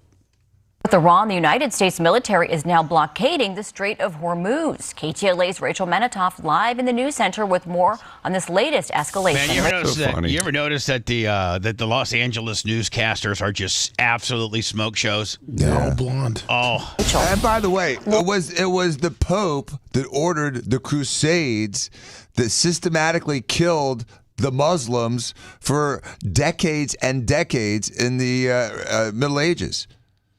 Well, Dan, I don't know if we're keeping score from the Well, Middle we're Ages. talking about keeping score. The Pope is like this, untouchable but I entity. mean, it's the administration of the church. I don't think the Pope really wants to poke the chest of Al Qaeda. I don't think he wants to start that war. Well, he did back in the day when the Pope had some testicles. Remember that? Dan, it's called the Crusades. We all remember that. We can't go back to Crusade times. You can't hang that on this current Pope. I'm not what about Joan of Arc, Bubba? Leo. What on the office of the Pope? What 30 popes ago did. You can't blame. You can't blame. Okay, what about Francis writing a couple $1 billion in checks to pedophiles? Okay, that's something that's in play. They must be reading chat again. The U.S. military says has this Pope done any of that yet, or is he just kind of had a few comments here and there? I don't think I think that he's just had a few comments. He hasn't here done and any sweeping things yet, like that Dan would bring up? No. Okay. Or exiting Iranian ports or coastal areas. President Trump is warning Iranian naval ships will be eliminated if they try to cross the strait. And as you can imagine, Iran argues this violates the ceasefire. Yeah, Iran. They're just always trying to get out of this 10-point proposal and turn this around on us. Well, those 10 points got shoved up their ass. They sure did. I just don't think that they're ever. I think if you fast forward exactly a week from now, where the 2-week deadline expires, I don't know if we're going to be any closer than we are today. Oh, yeah, we are. You think so? I think that they're going to sweep the mines because what they keep doing, they're calling this a blockade. It's a reverse blockade. We're blockading Iran from using it. We're clearing it of mines. We've had destroyers go through the Strait of Hormuz, and now we're not letting other countries pass. Yeah, we're not letting Iranian ships come out right now, and we're getting it cleared so that other countries can pass. And so my prediction is in a week, we have a United States opened Straits of Hormuz. I don't think he wants to go bombing a whole civilization. I think he wants out, like Seth said last week. He doesn't. That was a threat. That was a paper He's threat. got to get out, though. He's got to get out. Six weeks after the start of the war with Iran, President Donald Trump is ordering the U.S. Navy to block the country's critical Strait of Hormuz and clear the waterway of any explosive mines. Went into effect at 7 a.m. our time and is intended to cut off the country's oil supply. According to the U.S. military, it will allow ships to move through the strait if traveling between non-Iranian ports. Iran is doing absolutely no business, and we're going to keep it that way very easily. This is Japan Navy. Last warning. On the flip side, Iran is threatening to retaliate against the blockade, saying it's illegal and essentially piracy. It says no. Look at how badass that. Yeah. How would you feel if that bitch was rolling up on you? Why don't you stop our destroyer from going through the Straits of Hormuz? Wow. Ships are safe if traffic to and from its own ports are impeded. Oh, it's got a bunch of everything's on it. When it says nuclear submarine, Seth, that usually means it's nuclear powered. Yeah, it's powered by nuclear fission or fusion or whatever. Okay. They have to have these big uranium rods as the fuel source. But sometimes even those battleships are nuclear powered. Yeah, yeah. Threats follow failed peace talks led by J.D. Vance. J.D. Vance went over there and was like, he got nothing done. In Pakistan over the weekend. We need to see an affirmative commitment that they will not seek a nuclear weapon. Critics say a blockade only escalates tensions and can potentially drive up oil prices even higher. I don't understand how blockading the strait is going to somehow push the Iranians into opening. Oh, hold on. Of course Tensions you don't, are Senator also Mark rising. Warren, liberal Democrat. Of course you don't understand it. Hold on, I got a crude oil update. Oh. 96.07. That's right, going down after he said this. And then, hold on, the other one, 96.01. Oh, good. Down. So 96.01 right now. Between the White House and the Vatican. Yes. I think the headline's misleading. And so the U.S. is not blockading the strait. President Trump it's railed blockading against the ports of Iran through the strait. That's what I just Now, said. I sent you, Bubba. Also, So it's not stopping the traffic of the strait. Here It's is- stopping Iran's access to the It, strait. it does make it seem like they're just sitting there making sure that nobody can come in and out. I think they're just... They're blocking the ports in Iran along the strait, which would prevent them. They're blocking Iran to have any participation in the Strait of Hormuz, Exactly. including collecting tolls and Right. things like that. Exactly. While letting... Now, hold on. This story here is awesome. What Fox reported last night. I also sent you a video just in case you did want to see it. It's a short video on how the U.S. is currently clearing the Iran mines. Let me play this. This is really kick-ass for us. As they're saying now, China is the one that really needs this oil. Yep. And they're saying now China has 20 empty tankers that can hold up to 2 billion barrels of oil that are headed to America to buy our oil. Yep. Listen. Blockade of the Strait of 2 million. Hormuz. In effect, Hold on. Well, that's a long trip, man. Jesus Christ. 121 oil tankers headed to the U.S. to buy our oil. How long does that take, by the way? What's that? Probably a week. The China to U.S. on the sea. Oh, that one's a long time. It's about 40. It's about 40 days. So, my God. Yeah, I mean, you gotta 40 go. days. You gotta go here. Then you gotta go all the way down here. And you gotta go right through here. Hopefully, there's no bad. Do you stop? There's no bad They go guys. the other way, maybe. Oh, you think they go this way? Yeah. Oh yeah, you're probably right. They probably go this way and then come in like this. Yeah. Boom. Oh, sweet Maria, dude. 40 days, Lummy? Holy hell. could be up Kind of to matters 60. where you're at because, Jay, these guys might be headed that way, but these guys probably are headed, Is there a suicide rate with these guys? Anybody just jump off and go, I can't take this anymore? I think every day. All the time. all those guys are on those. I think the captains are like, I can't take this anymore. I don't know if I'm going to get hit by a mine or what. Hold on here. tracking firm reports 121 empty oil tankers are making their way to the United States of America. 68 of those 121 vessels are very large crude carriers capable of carrying 2 million barrels apiece. President Trump has urged countries squeezed by Iran's disruption of the Strait of Hormuz to turn to American energy supplies instead. Well, it would appear perhaps they are obliging him.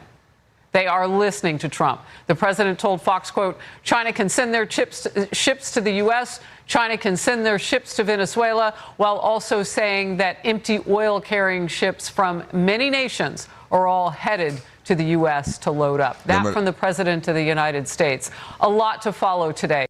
Remember what I said yesterday? No. This is to preserve the dollar to be used in oil trading. U.S. Central Just like Command I says said yesterday, that's the underlying thing is that no one's talking about because no one really understands the giant implication of it.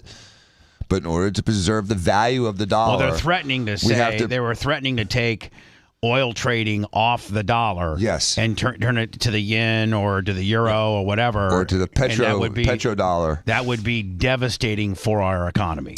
Correct. If oil was That's not what this traded is- in U.S. currency. Has a lot to do with the reasons for this war. When we come back, you found me a little video how the U.S. clears Iranian sea mines in the Strait of Hormuz. This is awesome. I want to see this too I do because too. I was wondering. If you liked that segment, then you'll definitely like the new redesigned BubbaArmyHQ.com. We'll be back to the Bubba the Love Sponge show after this.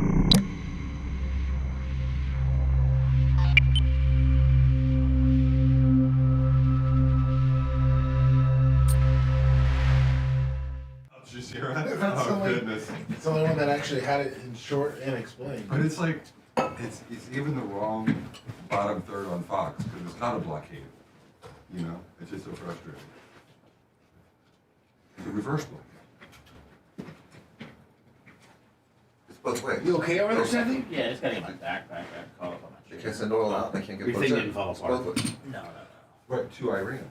But they're clearing it for the rest of the international. They're trying to clear the international water at the same time. Did you get my credit card back? He just walked out. Blockading them while clearing the mines. To get them out of it. They're not fucking around in the Straits.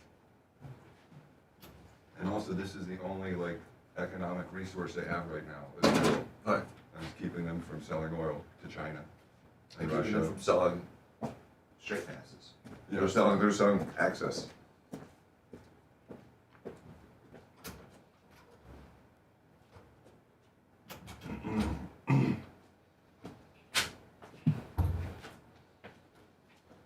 Don't hit my car, please.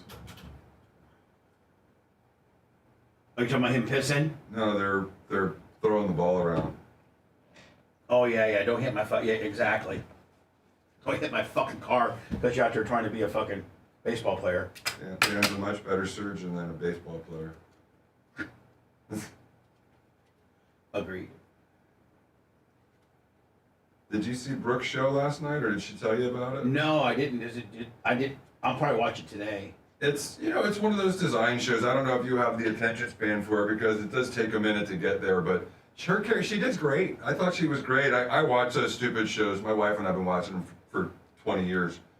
So, Is it now? Don't they follow multiple people around? Yeah, it's gonna be 5 or 6 series episode or 5 or 6 episode series where 4 teams take the identical home and they all try to do interior designs on the same room at the same time. They pick a so they'll do kitchen and they'll all have $75,000 to do a kitchen, and then they'll pick the best kitchen at the end of it. After the end of all of those kitchen, dining room, exterior, fun room, they'll do one for the whole thing and what house is worth more than the other ones based on all the things you did to it. Right. And then if you win that show, the Rock the Block, the street gets named after you. So they've had 3 or 4 seasons, and this one is. Well, that's kind of a different. great concept. It's a great concept because this one's different. It's not just designers. They have a designer come in with a celebrity. Right. And so Brooke is the celebrity because she had that business in Tennessee for 6 or 7, 8 years. Right. In design. So she just doesning come in as That should help her. That should put her actually up a little. Yeah, bit. well, a lot of it. One of them was a Super Bowl winning linebacker. I forget his name. And he's been doing design. The other one was a 98-degree kid, Nick Lachey's little brother. He's been doing design for 10 years, and so it's all these famous people that in their second lives, kind of guy, when they weren't famous anymore, did these designs, as a. Did you say linebacker? Say again? Did Did you say linebacker? I did. I was talking about Brooke Hogan's show last night. I wonder if it's on. I wonder if it's on YouTube. Vernon Davis. Yeah, He's a tight end. It's Vernon Davis. He was a tight end. Oh yeah, I thought we should have him on when I saw the cast come out. I thought he'd be a good guy to have on the show. It's awesome, by the way. I mean, I've watched those stupid shows forever, and she did a great job on it. We should get Brooke and Vernon. Absolutely. I reached out to the... Did you ask? Yeah. They couldn't because HGTV was... What are they, stiff? Well, they're in the middle of it. They probably don't want them. But they also know the publicist had certain approved. Brooke can do whatever the fuck she wants, I imagine. You're saying Vernon can't come on this show? You say what the publicist said from the show. Fuck that. It's Vern. I watched the first episode last night. He's what's a stud, going on, man. buddy? He's been in interior design for 10 years. Really? In the last 10 years. What do they? What's the show? What do they do? They all get identical homes. They're matched. They're matched at Rock the Block. They're matched with a design professional who has their own television show, and then they do each room of the home, and at the end they assess the value of the home and who has the most value that they increase. So one episode is like kitchens, and they all rock on the kitchen and try to make it as nice as possible, and then someone comes in and judges it.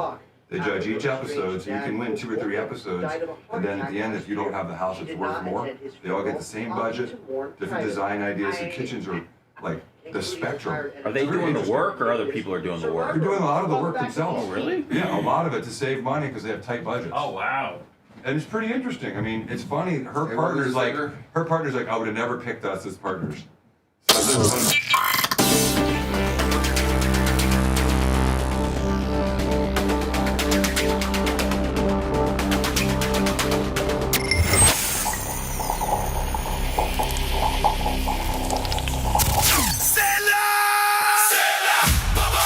Crystal Harley is your official Harley-Davidson dealer for the Nature Coast. Crystal Harley-Davidson has the best selection of new and pre-owned motorcycles, as well as official HD merchandise and parts, live bands, food, and beer every weekend. Crystal Harley continues to recognize and support active duty military, first responders, and veterans. HD Hero customers receive an extra $500 Hero cash on select new motorcycles. Rates as low as 1.99% with zero down for qualified customers on select new Harley-Davidson motorcycles. $1,000 in trade assistance on select touring and softail motorcycles for the entire month of April. Don't know how to ride? No problem. Learn to ride. Sign up today for the Crystal Harley-Davidson Rider Academy. When you roll up in there, make sure you tell them Bubba Army and receive a free helmet with motorcycle purchase. Their website is unbelievable. Check the new and pre-owned inventory right there online at crystalharley.com. Always tell them Bubba Army. Broadcasting live Filthy bastard! from the den of sin. Just leave your morals at the door. Yeah! You're listening to the Bubba the Love Sponge Show. Last night, I think Rock the Block, Brooke Hogan's debut on HGTV's Rock the Block happened last night. Jay watched it. Mm-hmm. I have a little excerpt from it that I'll play here momentarily. We could probably get a hold of Brooke to get that former NFL linebacker or wide receiver. Vernon Davis. Yeah, was he a Tight end? Tight end. Tight end. Super Bowl champ, right? Yeah, I think so. I believe he was. That's what they said. I believe he won a Super Bowl. 49ers. Yeah. Here's what you sent me with regards to how America does the mine sweeping over there in the Strait of Hormuz.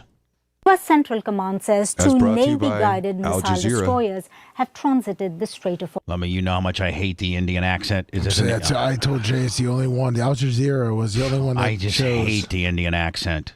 I hate it. I'm not trying to be racial or anything or mean-spirited. I was listening. Some people don't like Southern accents. They think it sounds stupid. I mean, I get it. I don't like Midwestern fat guy accents either. That's what I am. I love it. They say they're getting ready to sweep the waterway to find explosives. Iran has denied these ships were there. It's unclear how long this mission will take or how many mines may be in the water, but Central Command says additional U.S. forces, including underwater drones, are likely to join the effort. Now, naval mines have been around for hundreds of years. They're cheap explosive devices that are planted in water to destroy ships and submarines. And there are usually two ways of clearing them out. One is mine hunting, that essentially uses sonar and drones to detect mines and destroy them. The other is mine sweeping, that drags the equipment to detonate them. In March, President Donald Trump had warned Iran of planting mines in the Strait of Hormuz. Later, the U.S. military said it's destroyed several mine-laying vessels. Iran's Revolutionary Guard has also laid out a new transit route for ships in the Strait of Hormuz. Iranian state media has released this map in which the IRGC... So this is the map released by Iran. GC has instructed ships to sail through... So they want you to have to go through their little toll booth area and then stay out of this area because they've mined it all up. Well, haven't they just told us where all the mines were? If you avoid the mines, you get closer to Iran. I know, but what I'm saying there's no way to, I know, Dan, that's on the Iranian stance, but if you're on the American stance and you're trying to find the mines, didn't they pretty much just show us where the mines were? Yeah. Idiots. You would think Oman would have a little bit of a fight about your dog in this fight, waters right around Larak Island and avoid the conventional area for naval mines. Now, since the start of the war, the fear of Iranian attacks and the fear of mines... And this bitch just loves to hit the buttons, doesn't she? She's doing a good job. ...has brought shipping movement to almost a complete standstill. The control over this narrow waterway has been a major point of contention, given 1/5 of the world's oil and natural gas pass through it. Thank you, Lummy. Appreciate that. Excellent. I didn't know we had... I mean, it makes sense that we have submarine drones. Lummy, this is... I think kind of an overview. This actually might be the introduction of Rock the Block that debuted last night on this. I think Rock the Block 7. Rock the Block Vegas. Rock the Block Vegas. Oh. And I know Brooke was out there for 45 days. Her and the babies and Steve. Wow, I wondered how that works. It's a long stinking time, man. 45 days to shoot I think maybe 6 episodes. Yeah, because each one is about a week or so that they have to finish a space within the home. Right. And she was literally working 12 hours days while Steve was taking care of the babies. Welcome back to ET. We are kicking off season 7 of Rock the Block. Yep, I was right. Season 7. In Las Vegas. And the stakes have never been higher. So it looks like it's Scott and... it looks like they lay everybody out here. Scott and Brooke. Yep. Tanya and Drew. Was it Mina and Vernon. Yep. Kim and Chelsea. Now... And Drew is Drew Lachey. Right. Vernon is Vernon Davis. And I don't know, the Chelsea and Kim, I believe they're both from Survivor. I didn't recognize them until I saw the intro. So they usually try to put a well-known interior decorator that does it for a living with some type of celebrity. Yep. The first name is the designer. The second name is a celebrity. We're in Vegas, baby. We're in Vegas, baby. Then tell me this, Brooke. What did make you say yes to Rock the Block? It was a weird... I was actually with Brooke visiting her where they live when her agent called and pitched this in October. Nice. This is a good deal because if she wins this is literally the Tour de France for a cyclist. If you do well in if you win a leg of the Tour de France, you're in the cycle industry forever. You got a bike shop forever. She's going to be in interior design forever if she does well on this. Right. She probably will anyway just by being in here. a weird time in life. You see all these people online. They're like, oh, now their dad's passed away. Now she's soaking up the fame. And I'm like, we had this Rock the Block deal months before that happened. Brooke Hogan defending her casting on HGTV's Rock the Block after her estranged dad, Hulk Hogan, died of a heart attack last year. She never even can go do something without them bringing up that. They can't. I mean, really, she's not. You know, the deal was struck before his death. She didn't do this because of his death, and so here it is. There's the story. And his funeral, opting to mourn privately. I had asked to be removed from my father's will when he decided to proceed with his third marriage. He was confiding in me about things that were tugging at his heart. Yeah. And I was like, Dad, I'll be there for you. And then she actually told her dad, I'll be the fall guy. You can tell Sky that I have a problem with her and that you don't feel comfortable with marrying a person that your daughter has problems with. And Hootie was just so soft. Hootie was soft when it came to like kicking the fleas off, so to speak. He was just soft. And I guess Hootie told Brooke, She knows too much. Like, I've told her too much. She knows too much. I gotta go through with it. And that's when Brooke said, I'm out. I'm not dealing with it. Kind of just said, I'm going the other direction anyway. And, like, you live your life and I'm going to live mine. The 37-year-old's reality TV comeback kicks off tonight. This season, 4 of HGTV's top designers are paired with a celebrity, including retired NFL player Vernon Davis, Survivor alums Kim Wolf and Chelsea Meissner, and Drew Lachey from 98 Degrees. She's a New Kids fan. I'm sorry, I'm from Boston. We were like, name a 98 Degrees song, and she was like, Hangin' Tough? No, I underestimated you at first. I'm like, okay, so Hulk Hogan's daughter. Nepo baby, God. failed music career, crazy family, can't sing, can't decorate. But little did you know I had my own design business for 8 years. The teams get $275,000 to renovate their home. The prize? A street named in their honor. And based on the exclusive sneak peeks I got, the competition is fierce. Whoa! Look at this bathtub. Guys, I counted 6 shower heads in here. I like to see through I like that. fireplace. Okay, Yeah, if my wife's in the shower, I get to see her legs walking by. And that material right there is my child's college fund. Throw custom in front of anything, you just added dollar signs to it. This is like the lingerie on the body. The You array. can see through it, and it's sexy. It shows you enough to get excited, but it doesn't reveal too much. That's good. So let me. I think the debut was last night. Jay watched it. Jay watched it. Was it good, Jay? I hate to kind of be cheesy, but Randall and I have been watching these shows for a while. Really? I enjoy them. You might I want to just start mindless calling your television wife when by I'm her sick real of the name tweets. because people are going to think that you've left your wife and started Especially to if you're watching Candle. Let me just start talking about Candle. So yeah, Candle and I. It's not like Candle's a bank robber and she needs to be anonymous. I mean, she's a Plant City girl that kicks ass and that we all very much love, and she didn't put up with no nonsense. So can we stop with the Randall stuff because people are going to start talking, be like, hear about J.D. Aggo? He left his hot Polk County wife and he's dating a guy named Randy now. Dude named Randall. He's dating Randy. They're watching HGTV shows a lot. Yeah. He's a decorator. Jay's watching HGTV side with a guy named Randy. Who's a decorator? My next career, Bubba, interior design. Candle and I have been watching them forever. And when I'm sick of listening to tweets and looking at war and all these types of things, I go right to like stupid design shows and stuff. That's what I prefer watching. This is now. Is this official? Hold on here. Hang here for a second. We've just now learned that, as we reported earlier in the broadcast, the president had threatened to sue the Wall Street Journal. He now has done so. So, according to our Alex Mallon, President Trump has filed a libel lawsuit. Has there been more presidents? I mean, has there been any presidents in our lifetime that has sued more legacy media sources than this guy? No, and nor have they been successful. He's been successful in a lot of them. Not on this one. No, it's about the cartoon. Against the Wall Street Journal, Rupert Murdoch and others over that report that we referenced earlier on in the show about Trump's ties to Jeffrey Epstein. Selena, I want to get back to you here because we've seen the White House, not necessarily as it relates to this report, but just in general. Here comes that damn Epstein thing again. Like, it won't go away. It won't go away. So since it won't go away, why don't you just embrace it and let it rip?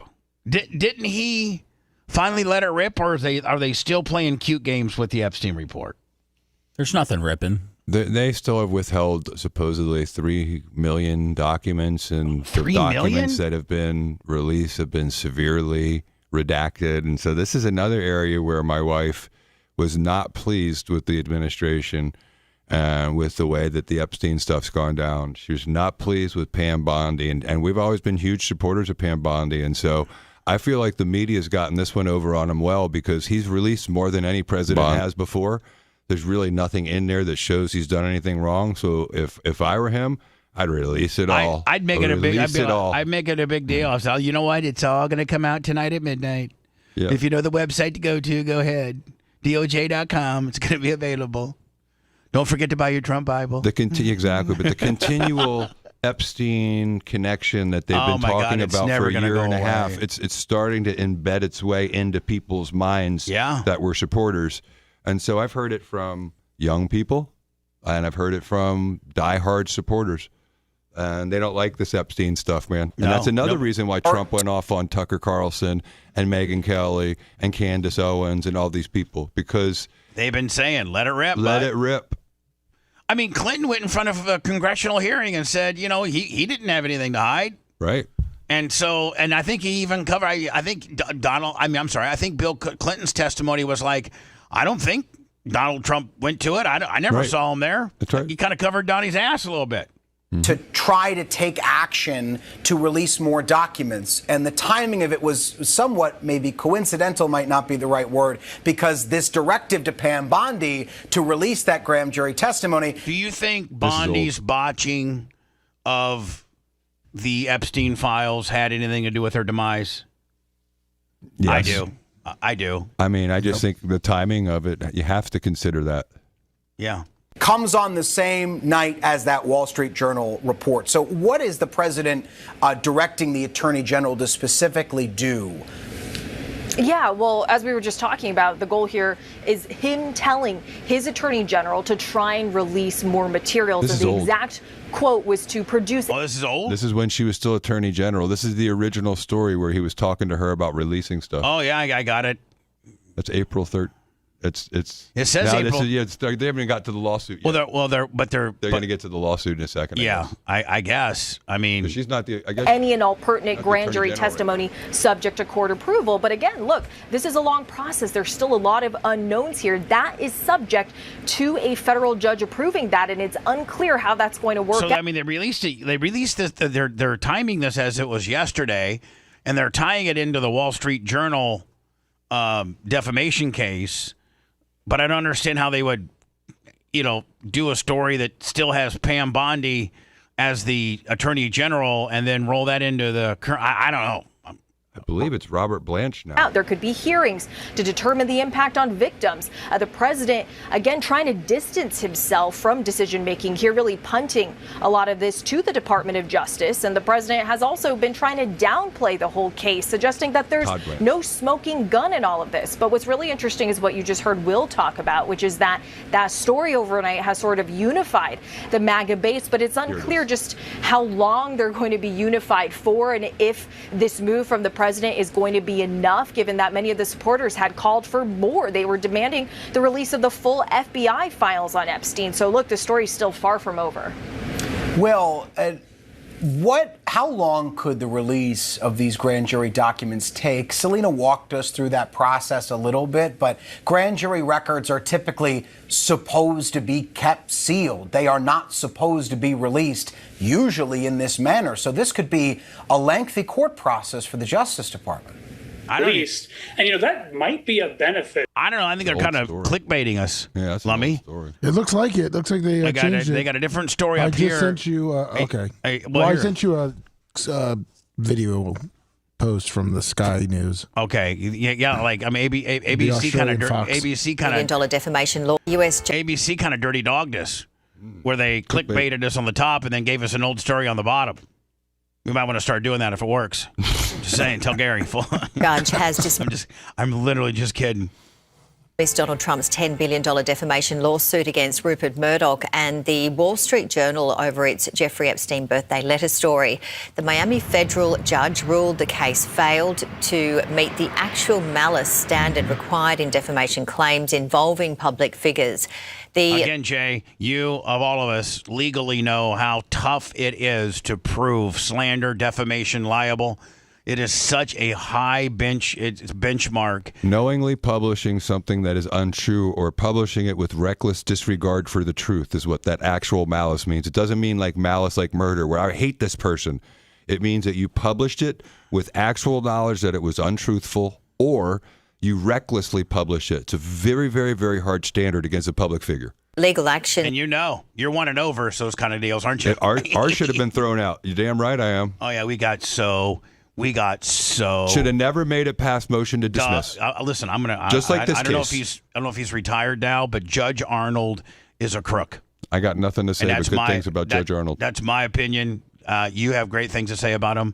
I can tell you, having stood in front of him as a defendant, that he was just flat out unfair. bought and paid for. My opinion, strictly my opinion. No, that's not the opinion of my counsel, J.D. Yako, but that's my opinion. Strictly my opinion.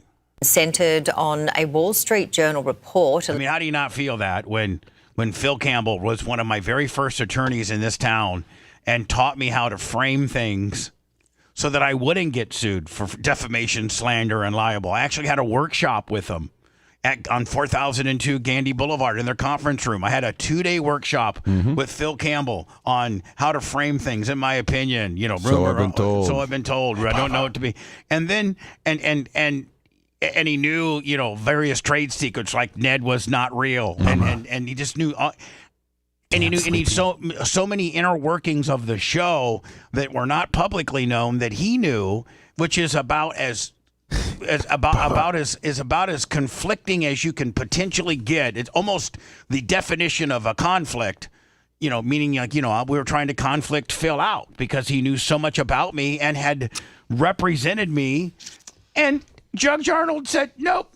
I don't see any conflict here at all. We were in his chambers. I got Jay actually almost had to throw me out. I was so beside myself. I'm like, this is so wrong. And Jay just took it. So thank you, Your Honor. Dan, are you okay? Yeah, I'm good. Alleging Mr. Trump's name appeared on a sexually suggestive 2003 birthday greeting for Jeffrey Epstein. In a statement posted to Truth Social, wow, look at those shirts on. Look like those Jimmy Cletus and Dan shirts. back in the plush days. Social, the president says our powerful case against the Wall Street Journal and other defendants was asked to be refiled by the judge. It is not a termination. It is a suggestion refiling. And we will be, as per the order, Bubba. refilling an updated lawsuit on or before April That's 27. refiling. Just let it not go. refilling. Just let it go, Donnie. They dismissed it without prejudice, meaning he has an opportunity to cure whatever the perceived defects in the pleadings are, Judge Bubba. And so, as you know, a pleading, they must take the allegations as true. And so they're going to be able to assert allegations of actual malice in a way that I think survives the motion to dismiss. But we'll see. Bubba, I think Dr. Dan needs to go. He fell asleep there for a little bit. I have to get to work. Well, that's good that you're falling asleep before work. Bubba the Love Sponge? Hell yeah. I love them all, man. They're all great. The Bubba the Love Sponge show returns after these words.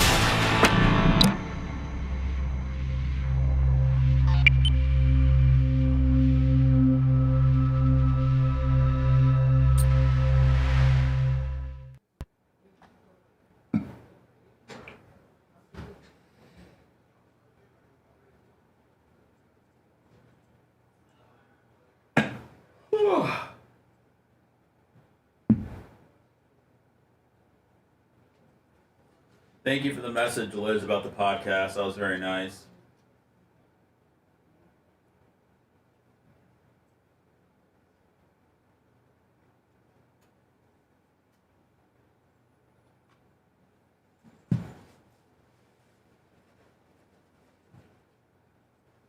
What's up, Dirk Merchant? Good morning, everybody.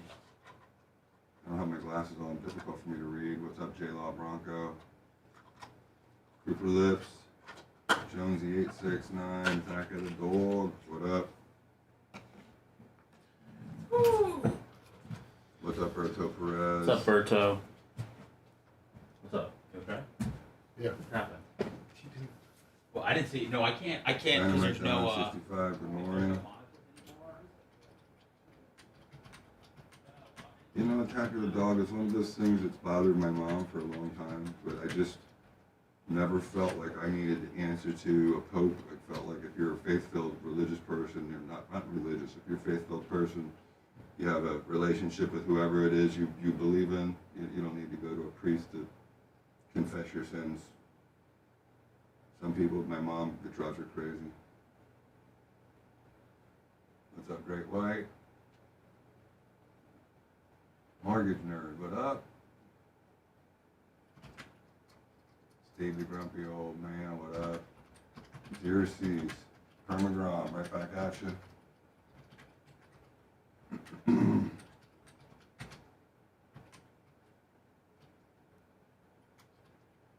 What up, Holyoke Joe? Jay Bowler, what up, buddy?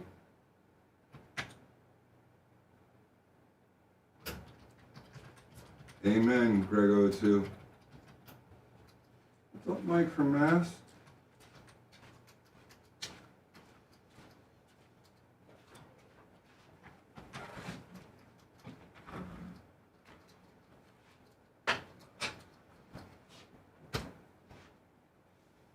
Good luck, Don. What's up, Jeffrey Kendall? How you doing? Good morning. Good morning, D. Thomas Gilson, Ziggy. Did I say Ziggy? Yeah, Ziggy 30. What up? Erwin Fletcher. Wayne Hemingway Toss. What's up, Chub It Up Spice?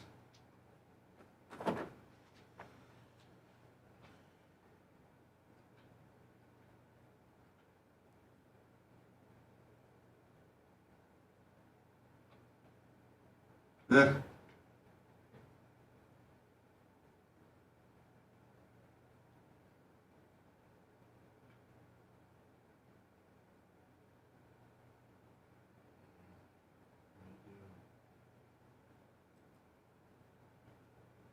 What's up, Sicilian Redneck? How you doing, Frank, my friend?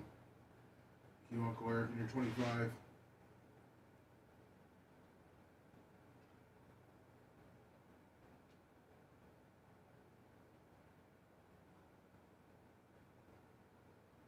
I agree with you.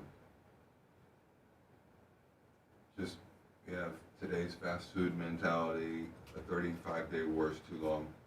Hey, you got any Selvadine at home? Danny will call it in for you. It's expensive. I don't have any. I would give it to you if I had any. I made it. You gotta get the real stuff. I'm seeing if Bubba had some. I might have some. I'll check upstairs. Okay. I got a Shit's situation. like magic butter. Thought I had some here. Oh man, that would have been really come in handy. I'm right up there with Lasker, IMO. I don't know what that means.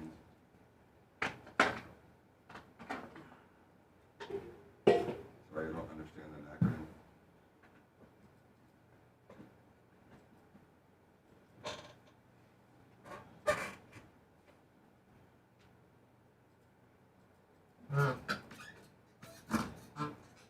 What's up, Black Guy and Kelly? How you doing, my friend?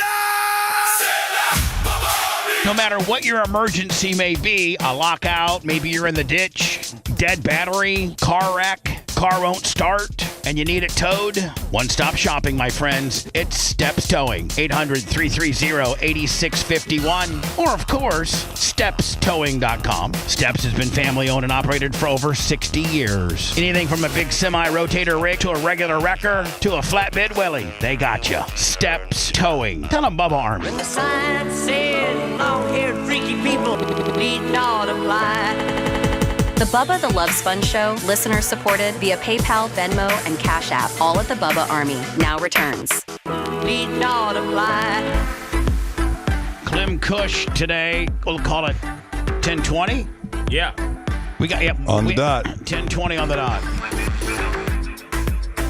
I got to run upstairs, Lummy, and see if I got some Silvadine. We didn't pack it all. But don't forget, I have that appointment at 11:45 today, so I was asking if you could start that earlier.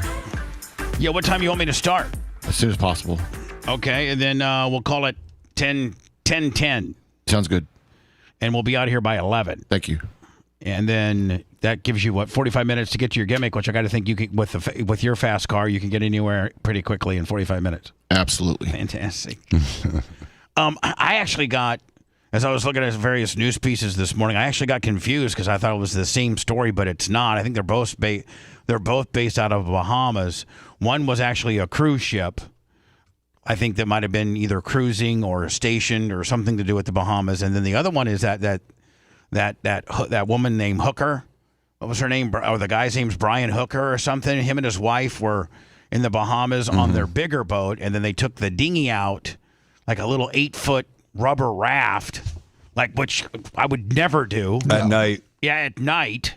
After drinking and eating. In bad weather. And in inclement weather, they go out and get out, a little ways, 2-3 miles on literally an 8-foot rubber raft. He says she falls over and she had the little like key fob that, that went to the motor on her little wrist, and it conked the motor out as she fell overboard. He tried desperately to try to find her, couldn't find her. She got swept away in the big undertow willy, and then he had to paddle for 4 hours into the beach. Got onto the beach at 4:35 o'clock ish. Called his daughter and called the authorities. But I mean, the minute that I saw the case, I'm like, man, he killed her. He threw overboard, and then made it look good that he had to paddle in. But I guess they were very accomplished sailors, that she had been on that dinghy hundreds of times. That's what they did, is they would dock their bigger boat. Hey, I just hope Lummy, Greg, and Amy don't have a dinghy and Greg pushes Amy over. I just hope that doesn't happen, because I love them very much. So, and especially I'm going boating with Randall this weekend. Yeah, I bet you are. Gonna knock that one off so it never comes back again. Yeah, Randall might push you off. Randall comes back and says, "You know what? I was tired of him calling me Randall. My goddamn name is Candle." Okay, stop the Rand. If she's listening to the show, she may very well say, "Hey, can you stop the Randall stuff? I'm not a man. I've been with you for 20 years. I'm a woman, giving you 2 children, stood by your side through thick and through thin, even when you rapped dumbass Bubba." I didn't see it. I didn't see it when it was happening in real time, but I just rewound on YouTube, and I caught Dan. I caught Dan asleep. Oh, you did? Yeah, I hadn't seen. Was it he really all. sleeping? Yeah, I was trying to get your attention without waking him, because he's very sensitive to noises. I mean, he is out, dude. I will say this in Dan's defense. I haven't seen it yet. Dan intakes more information asleep than most people do when they're awake. He said that's what he was doing. Oh, he was intaking. Yes. I'm trying to actually rewind the show right now. Do you have? Okay, hold on. I'm trying to find where he was sleeping. 7 minutes and 40 seconds ago. Oh, okay. I'm going. 7 minutes and 40 seconds ago. So okay. Is that when he first knocked out, Seth? I just got him out. I got him on a freeze frame Willie right here. Okay, because I know that I was waving and trying to get attention. Mouth is agape right here. Yeah. You should just go, Bubba. I was. That's what I was doing on the mic. I was. I didn't hear you. But the minute I said, there you go. I said, I'm trying to look here. I said, Dan's sleeping. I went, Bubba, Dan's sleeping, and Dan woke up, because I knew if he heard his name. Now was it under hot mic conditions? No. 7. Yeah, go 7. Yeah. So just leave it here. No, yeah. No, it's at 13:44 now. It was before that. What is it now? When Dan left. When I was talking right before he left. Yeah, keep going. 13. Right before he left. Right around here. You'll see him. He's getting ready to go off. No, he just woke up, because now he looks like refreshed. Oh. We got our new shirt. Oh, Seth, good find on that. Oh my God! How much? Hold on here. Well, Lummy was like, here he is. Watch him dozing off. You can see his eyes starting to get heavy. Like, you're starting to go to sleep. You're starting to go to sleep. Hold on. He's now trying to rock it off. And then hold on. Starting to go to sleep. See, Jay's talking. So, he knows that he can't interrupt Jay. He tuned me out. And now he's looking at chat. He's getting chat cancer. He's looking at chat. And then, hold on. You can see his eyes starting to get a little bit heavy. Here he goes. Hold on, ready? He's leaning to the side. Tough schedule. Hold on here. Here we go. Here we go. Right here. Listen, Joe Biden. Right here. Sleepy Dan. Sleepy Dan Biden. He can't do. He's got 3 jobs. Poor guy. Today's his. Here we go. Hold on. Okay. Look at him. I want to see what he finally comes to. He's not moved. If you do the right error, I don't know how long exactly he was asleep. Well, you'll see. It looks like Lummy. I saw Lummy looking at me. I didn't know what he was looking at. Look at him. What? I kept waving.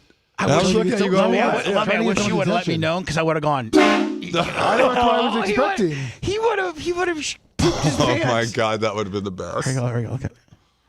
Lummy, you need to go. I was. You'll see. I did hear you whispering something. I didn't know what you were whispering. I was trying not because I knew if Dan heard his name. I thought there was like a poltergeist in here. Someone's going, pa, pa. You guys need like a dog whistle or something. That's, hold on. He's like, hold on. Look. He's fighting the head. He's fighting the head bob and everything. Hold on here. Look. He's fighting. This isn't just a little asleep. That's like he's got REM going on. He's got better sleep than you've gotten in 10 years. I haven't got that good of sleep in my life. Jay has really bad sleep apnea, like and with restless leg syndrome. Jay will like wake up. I'm not kidding you, like 82 times a night. Yep. Like hold on. Same here. Hold on here. Look. It's terrible, isn't it? Yeah, it sucks. Deep sleep. Look at. Hold on. Have you ever felt that kind of sleep, Seth? Look at that's good sleep right there. I fell asleep when I was working in Orlando when I was doing the show from the hotel. I fell asleep a couple of times like that, but I don't think we caught it. I don't think I caught it either. Oh man! Here we go. Hold on. Here we go. Let me. The head goes down. Is he drooling yet? I don't know. I mean, Jesus. Look at Lummy. Look at. He's looking trying to get my attention. I'm trying to get Jay now's attention because he's talking. Lummy, what is it? Just an arm? You're just doing an arm wave. Nobody knows. I'm trying to get Jay. It'd be interesting to see like the length of it. Like I think we might be close to 2 minutes. 2 minutes, now. yeah.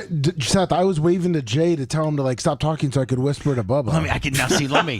I can actually see. You're right. I can see you put your hand up to the microphone. And what were you saying? I'm saying, Bubba. He did say. I swear to God, I was hearing something. Dan sleeping. Damn it, Dan.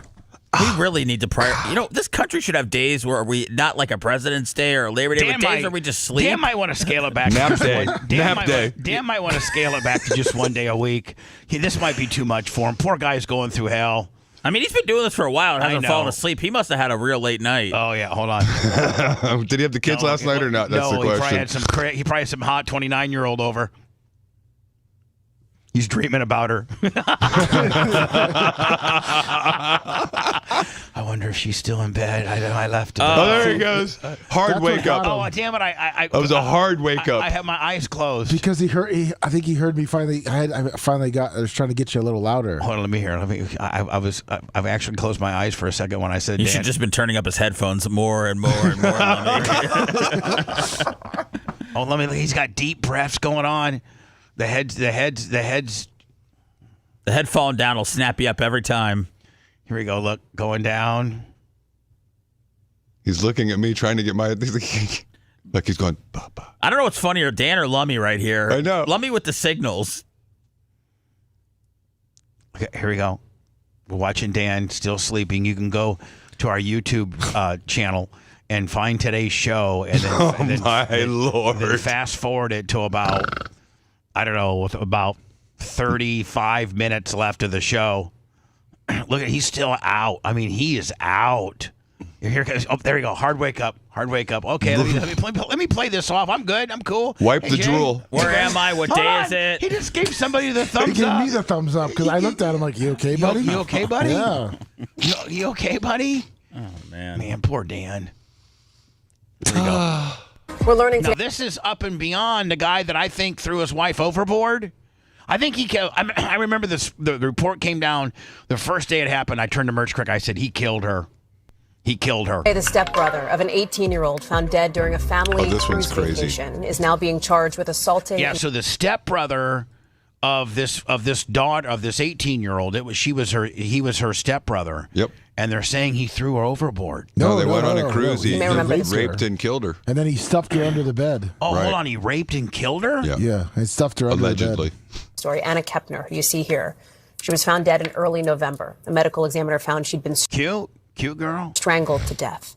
Her 16-year-old stepbrother is now being prosecuted. 16? Wait till you see the size of him. By the way, being prosecuted as an adult. He's facing murder and sex abuse charges. Prosecutors say Kepner's murder was premeditated. NBC News has reached out to his attorneys for comment, although we haven't heard back. I want to bring in George Solis, who is following this story for us, and it is a difficult update to a story that we covered initially when it happened in November. What else? And she talks fast. Do we know from this indictment?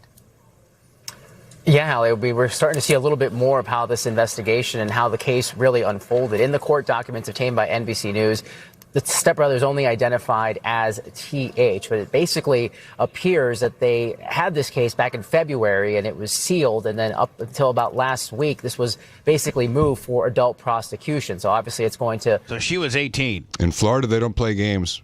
Move a little bit differently and a little bit quicker. But what we're learning here, based on what federal prosecutors are alleging, he's now facing charges of murder and aggravated sexual assault in the killing of his stepsister. And as you mentioned, you recall that it all takes place. Now, were the parents on the cruise too, or is it just those? Okay, the parents all were of on the them cruise. were. Okay, all of them. Family cruise. When the family is on board this Carnival cruise ship, their investigators found her body essentially underneath a bed there. And even in an unrelated court case, Hallie, there was mention that TH was possibly a suspect in this case.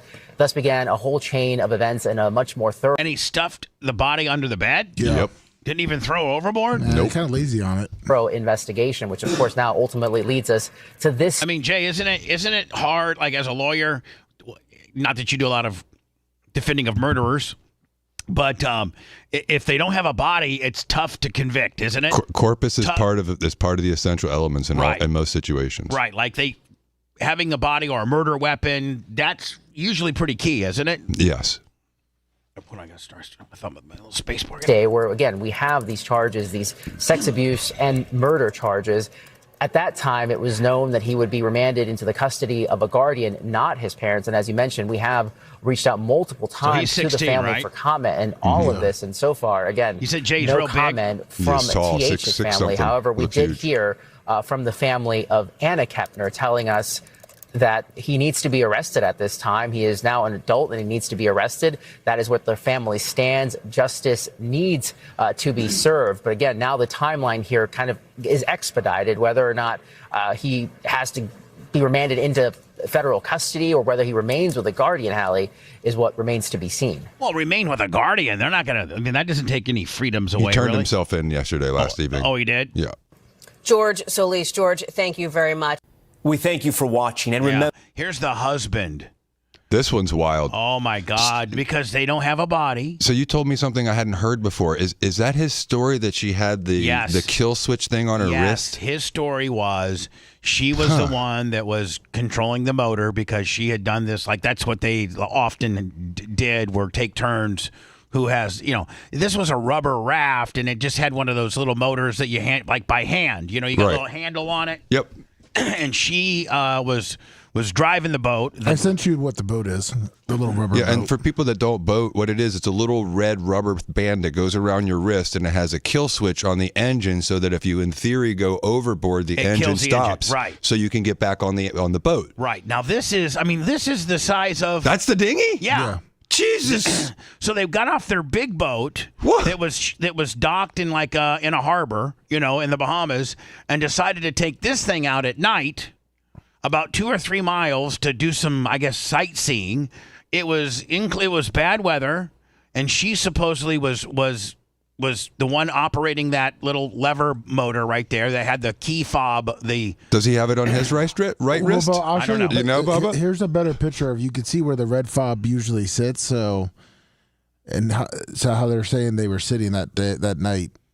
Yeah. You So see the red fob? Where, right? On the motor? It's on the motor, but it's not around someone's wrist, No. is it? Right here? No. That's what Yeah, I was going to say. Yeah. If you asked Candle, how many times has she seen that red thing on my wrist? The answer is 0. So I'd like to know, how many times had anyone ever seen this red thing on her wrist in the entire time that she'd been doing this? Because I bet you, have you ever seen anybody actually do it other than a jet ski? I do it on a jet ski. I do it on a jet ski too. I've never done it on a boat.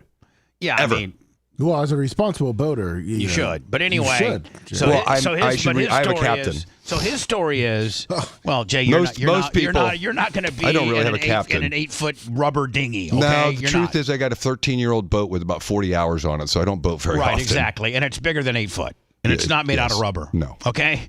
You can actually have a captain driving for you, right? Yes. And you can put your entire family on it if you like. For sure. Right. And the only thing you got of small nature would be a couple jet skis, and that's when you do wear the fob gimmick. 100%. So it never checks out. So he says that she was driving and she fell off, which caused the motor to clunk off. But by the time he could, so the boat drafted a little bit after she fell off, and then he could not find her because there was these huge undercurrents and undertows, and it swept her away at sea. He had a paddle on the boat, and he, I guess to cover his ass, paddled 4 hours into the shore, got into shore about 5 a.m., called her daughter, which was his stepdaughter, and told her the news, then called the authorities. And I think within a couple days, the authorities arrested him as the prime suspect, thinking that he pushed her overboard, and at that point,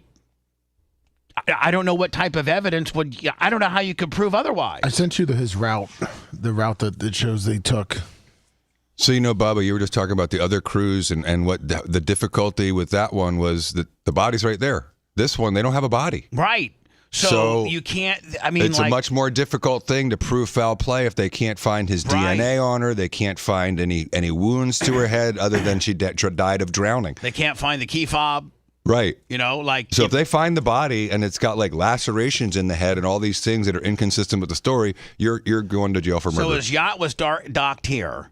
And they went over and took the little dinghy, I guess, over here, Lummy, to have some drinks or something like that. A little more south. That's where she fell off.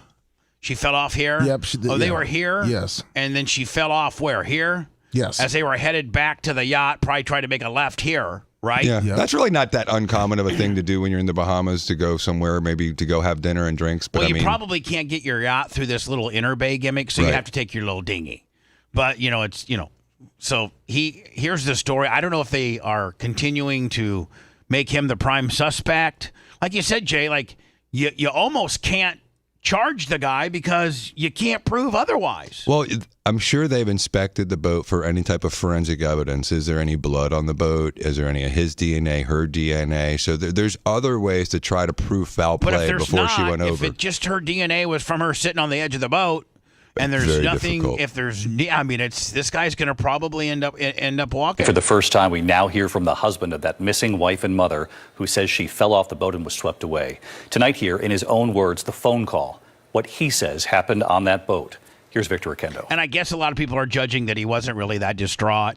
If Randall, you call her Randall, but if Randall fell over and she was missing at sea, you would be absolutely frantic. I wouldn't start with calling Trey. I'd start with the police. Yeah, exactly.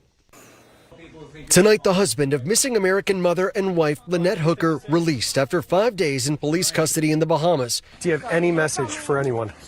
Ryan Hooker not responding to any questions as he left the Central Police Station. And here's the deal. A lot of people are like, oh, man, he's guilty because he's not saying anything. Really, honest to God, he's smart by not saying anything. Mm-hmm. He's a big son of a gun, he's isn't a big dude. He looks like a dark match Kevin Nash. Look how much bigger he is than everyone else. First victory is out of here tonight. So Ryan's lawyer saying he was emotional after being released. He was just very grateful and he was very happy that he's out. The news coming as we heard Brian's account for the first time in his own words of the moment he says Lynette was swept away by the current after. Again. Is it on her wrist? I don't know. Be my first question as a cop. This is their configuration, though, as to how. Your first question as a cop? Uh-huh. Show me all the pictures of you guys together on the boat, and where do you ever have her wrist around that rubber thing? After falling from the couple's small dinghy. The wind blew us apart so fast that I think she tried to swim back to the sailboat, back to our sailboat, which was probably, 1,000 yards or something. But the waves were 3 foot. In a phone call to a friend made the day before he was arrested, Ryan Hooker saying he tried to rescue her. I threw her a flotation cushion that we used to sit on the dinghy, right after she went in. But I didn't. I wonder what type of life insurance policy she has, if any. That's evidence. Couldn't tell if she got it or not. I'm never going to forgive myself. Bahamian authorities interviewing Brian for a second time more than 1 week after he says Lynette vanished. Lynette's mother says she just wants the truth. I have many, many questions that I still really would like answered. There's just uncertainties on different points of the story, and it's all being investigated, and I can't ask for much more than that. And David, we also asked if there were any conditions for his release. His attorney did not disclose any. David? Victor Oquendo on this. Never going back to the Bahamas. But here's the deal, Jay. Okay, let's say they don't find a body. and they never find a key fob, you know, or in finding the body, because if she did not have the key fob and he knocked her overboard, then he obviously threw the key fob in the water too, right? I mean, you wouldn't want, because that's what you're claiming. You're claiming that this is how it went down. She was controlling the motor. She hit a wave. There were 3-foot waves. She hit a wave, fell off the boat, which made the motor conk out, turn off. The boat drifted a certain distance from the current away from her. He threw her a flotation device. She never got it. And she continued to drift further from the dinghy as he continued to drift further from her. And he found a paddle to paddle himself to shore to save him and to potentially get help. But if they never find a body and there's no blood or any type of trauma or blunt force that happened on the dinghy, and then I don't know that you can I don't know that you can even ring the guy up. Did he have a cell phone on him?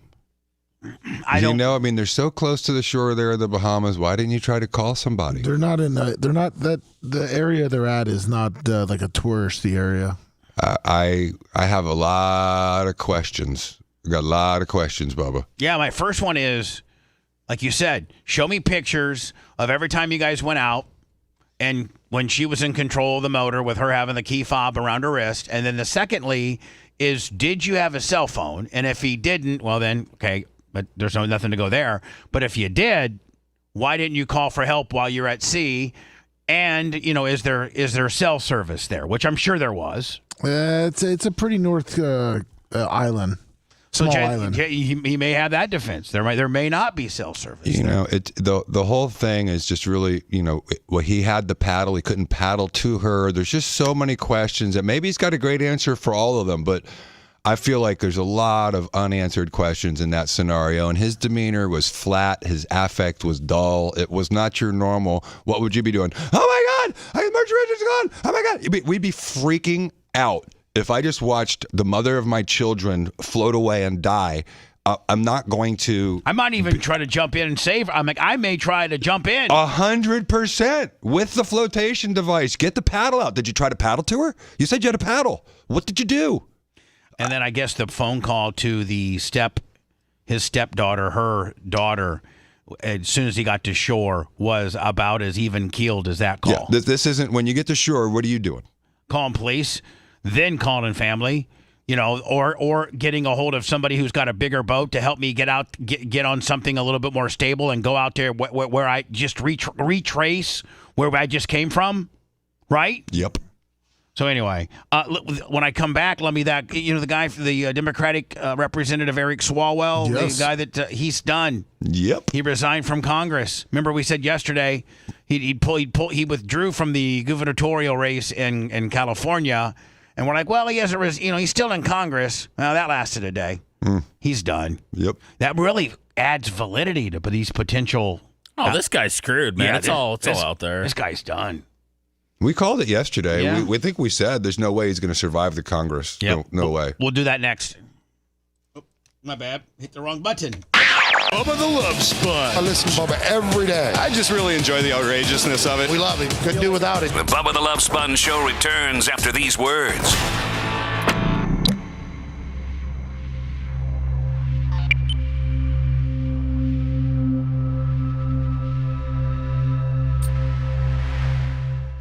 I mean, he doesn't have anybody supporting him.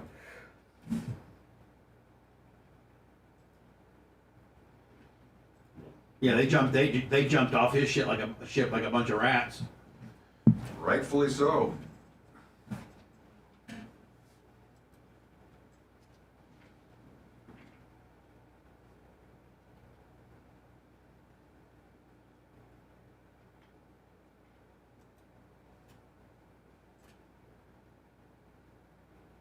Good morning, Fin 212. Depends on how close you are to the towers in the Bahamas.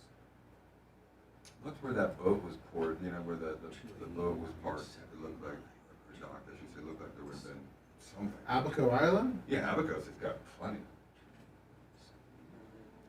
Hopetown? I didn't see exactly where it was, but Abaco's has decent cell service. It says it's spotty at best. by the cell tower. You looking? Did you try? No, I mean, are there attempts on there? Did you try? But it looks like where he landed though. So. It's smaller than over there. You're right, Jimmy the Bear Hayes. He bang bang fang fang. That's a problem. I mean, another little plant we had there in Andrews. Merch Crick's husband tried to kill her at sea. Oh. What's up, Jeff Schwartz? Wow. Did you know that, Jay? Nah, I had no idea. Yeah. That's crazy. In Hawaii. That was just take her on a hike like that other guy that he got convicted for beating his wife. They were certified scuba guy. He was very much accomplished scuba, and Eric had just gotten her she's kind of a newbie on the scuba, but she had she had the training and shit. And they went out to a dive in Hawaii, and you're supposed to have the buddy system where you stay together, like within 6 feet of each other, so you always know where you're at. And he left her, and he completely left and went back to the boat, and she comes up freaking out, hyperventilating, going through oxygen at an alarming rate because you're hyperventilating, and just happened to be the boat. It was about she was at sea for 45 minutes to an hour. That's his ex? Yeah, it's her ex. She was they couldn't find her for 45 minutes, and they finally found her after she was just totally she sold all her scuba gear and she's never going again. And there was a life insurance policy on her, so she claims he tried to kill her. Who's this? Merch Crick.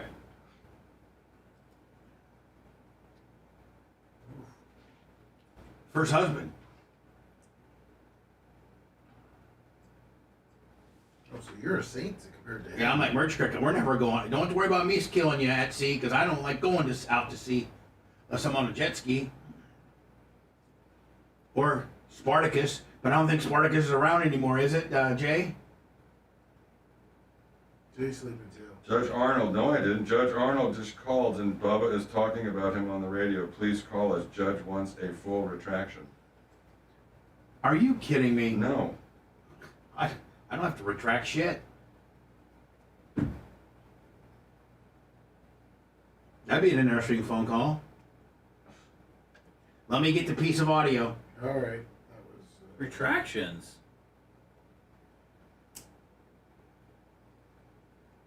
Jay, that's an inside job. Well, I didn't. You didn't say anything. I just said nothing. You actually covered your ass, so I don't feel that way. I said my exact quotes. And you know what? My exact words were. Nothing bad to say about him. Hey Jay, do you know what my words were? My counsel doesn't feel this way. I know it. But I do. Interesting. I would have thought that during the course of the trial you said stuff a lot more critical. I did, and I have the every right. Does he not know the law?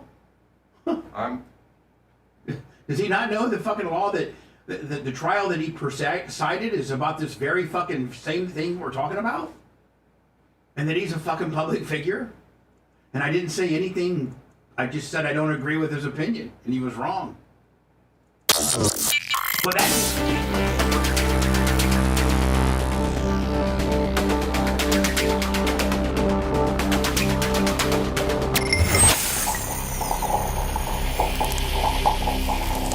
It's Bubba. Now for a word of caution. We now return to the Bubba the Love Sponge Show. Did you hear it? Oh, yeah. Wow. I'm not going to get into it, Jay. I'm not going to get into it. But what a last-minute curveball. Right? For sure. And it's it's amazing as to how many people potentially listen to this program and are trying to, hinge on me and my hosts and co-hosts and guests every word.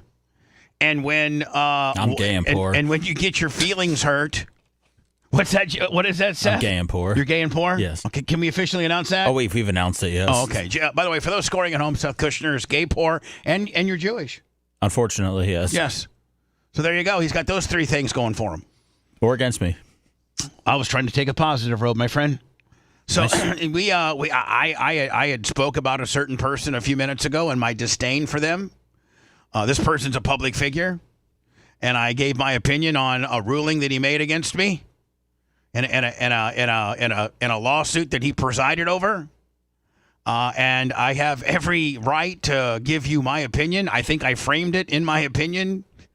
I think my counsel, it live on the air, said I don't feel that way. I said I have nothing negative to say about him. Well, and you also said you didn't feel the same way I did. Right. And then I ended the segment with, I just want to go on record, my counsel doesn't feel the same way I do. And so what? Does this person not know the law? Does this person not know the very case that you presided over? It just shows you how inept you are, in my opinion. And the fact that you automatically are demanding retractions and the whole 9 yards. Do you not know how this all works, my friend? I think people are allowed to have opinions and comment on public trials and things, especially when you're the defendant. I think if you're the defendant. I mean, I may disagree with what you say, but it's a matter of, the right to say things. And we've talked so much about the First Amendment. And so it's a matter of law. I always try to keep a high level of decorum, and I don't like to speak poorly about anybody, especially my judges and my peers. And so I've got nothing negative to say about them. But at the same time, understanding the First Amendment, I'm just kind of confused as to what it is that could be problematic. I don't know. Hurt philioma. And nobody understands it until you are the subject of some criticism from me or any other broadcast journalists. Well, I'll call and figure it out. I think it's going to be interesting. Who's got the philioma? The judge. Yeah. I'm silent on this. No. I'll say nothing. Yeah. Neither am I. But it's mind-blowing, Jay. Absolutely mind-blowing. Even when, I'm talking about I was a defendant in a particular very high-profile case here, and I won. We won. You were my counsel. I gave my opinion on a few one of the most major early on in the process of this lawsuit. I did not agree with the judge's decision. I let my disagreement be known here. I've let it be known for years and years at the time. Years and years. And I always thought, and in my opinion, and with firsthand experience, I felt Judge Arnold was not fair and skewed against me the entire time. Now, that's my opinion, and I went and listen. It's not an outsider's opinion that watched. It was a person that was in front of him as a defendant and hinged on every one of his decisions. And I have the right to say, I don't agree with your decisions. Just like MJ had the right the next day to get on the air and said, I don't agree with the jury's decision. And so, all of a sudden now, you want a full retraction? I didn't defame you. I didn't slander you.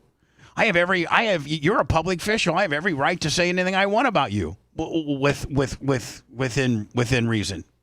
As do I as an attorney. It's just I've always chosen to keep myself from higher criticizing. I don't criticize the bench. I deal with whatever rulings are given to me. And so from my perspective, whatever the rulings were that he gave were good enough for us to win in a very short verdict. So I would say thank you, Judge Arnold. Yeah, well, but that's a whole different opinion than you as a defendant. And so, we're all entitled to our opinions. I'll be interested to see exactly what specifically he thinks was inappropriate. And, I'll be calling you later and let you know. I can't wait. Let me Clem Kush next. Jay, I'll walk you out, man. Yes, what a strange twist of fate. I didn't expect this from my morning. Wow. It shows you how powerful the show is, does it not? People still listen. I'll tell you that. Oh, yeah. Even major judges. Judge Arnold, I wish you the very best, my friend. And thank you for listening. Thanks for letting me finish. You've been listening to the Bubba the Love Sponge Show, starring me, Bubba the Love Sponge, co-host and show historian, Lummit. It's Seth, co-host and president of podcasting. It's Brian Matroni, king of counter programming. Gene Lasker, voice of the people. Glad you get to hear me. Gary Cantrell, video editor. Yeah, back here watering up. It's Mini Macho. The BRN agent, Thomas Buttoned Up B. Co-host, Dr. Dan Diaco, Esquire of Council. Co-host, J. Diaco, Esquire, the Spitting Cobra of Council. Now, time for the legal disclaimer. Exactly. The Bubba the Love Sponge Show is intended solely for the enjoyment of our listening audience. Any rebroadcast, retransmission, or other use of this show without express written consent of the Bubba Radio Network is prohibited. We must dissuade him of this delusion. Until next time, always remember. I'll repeat hello.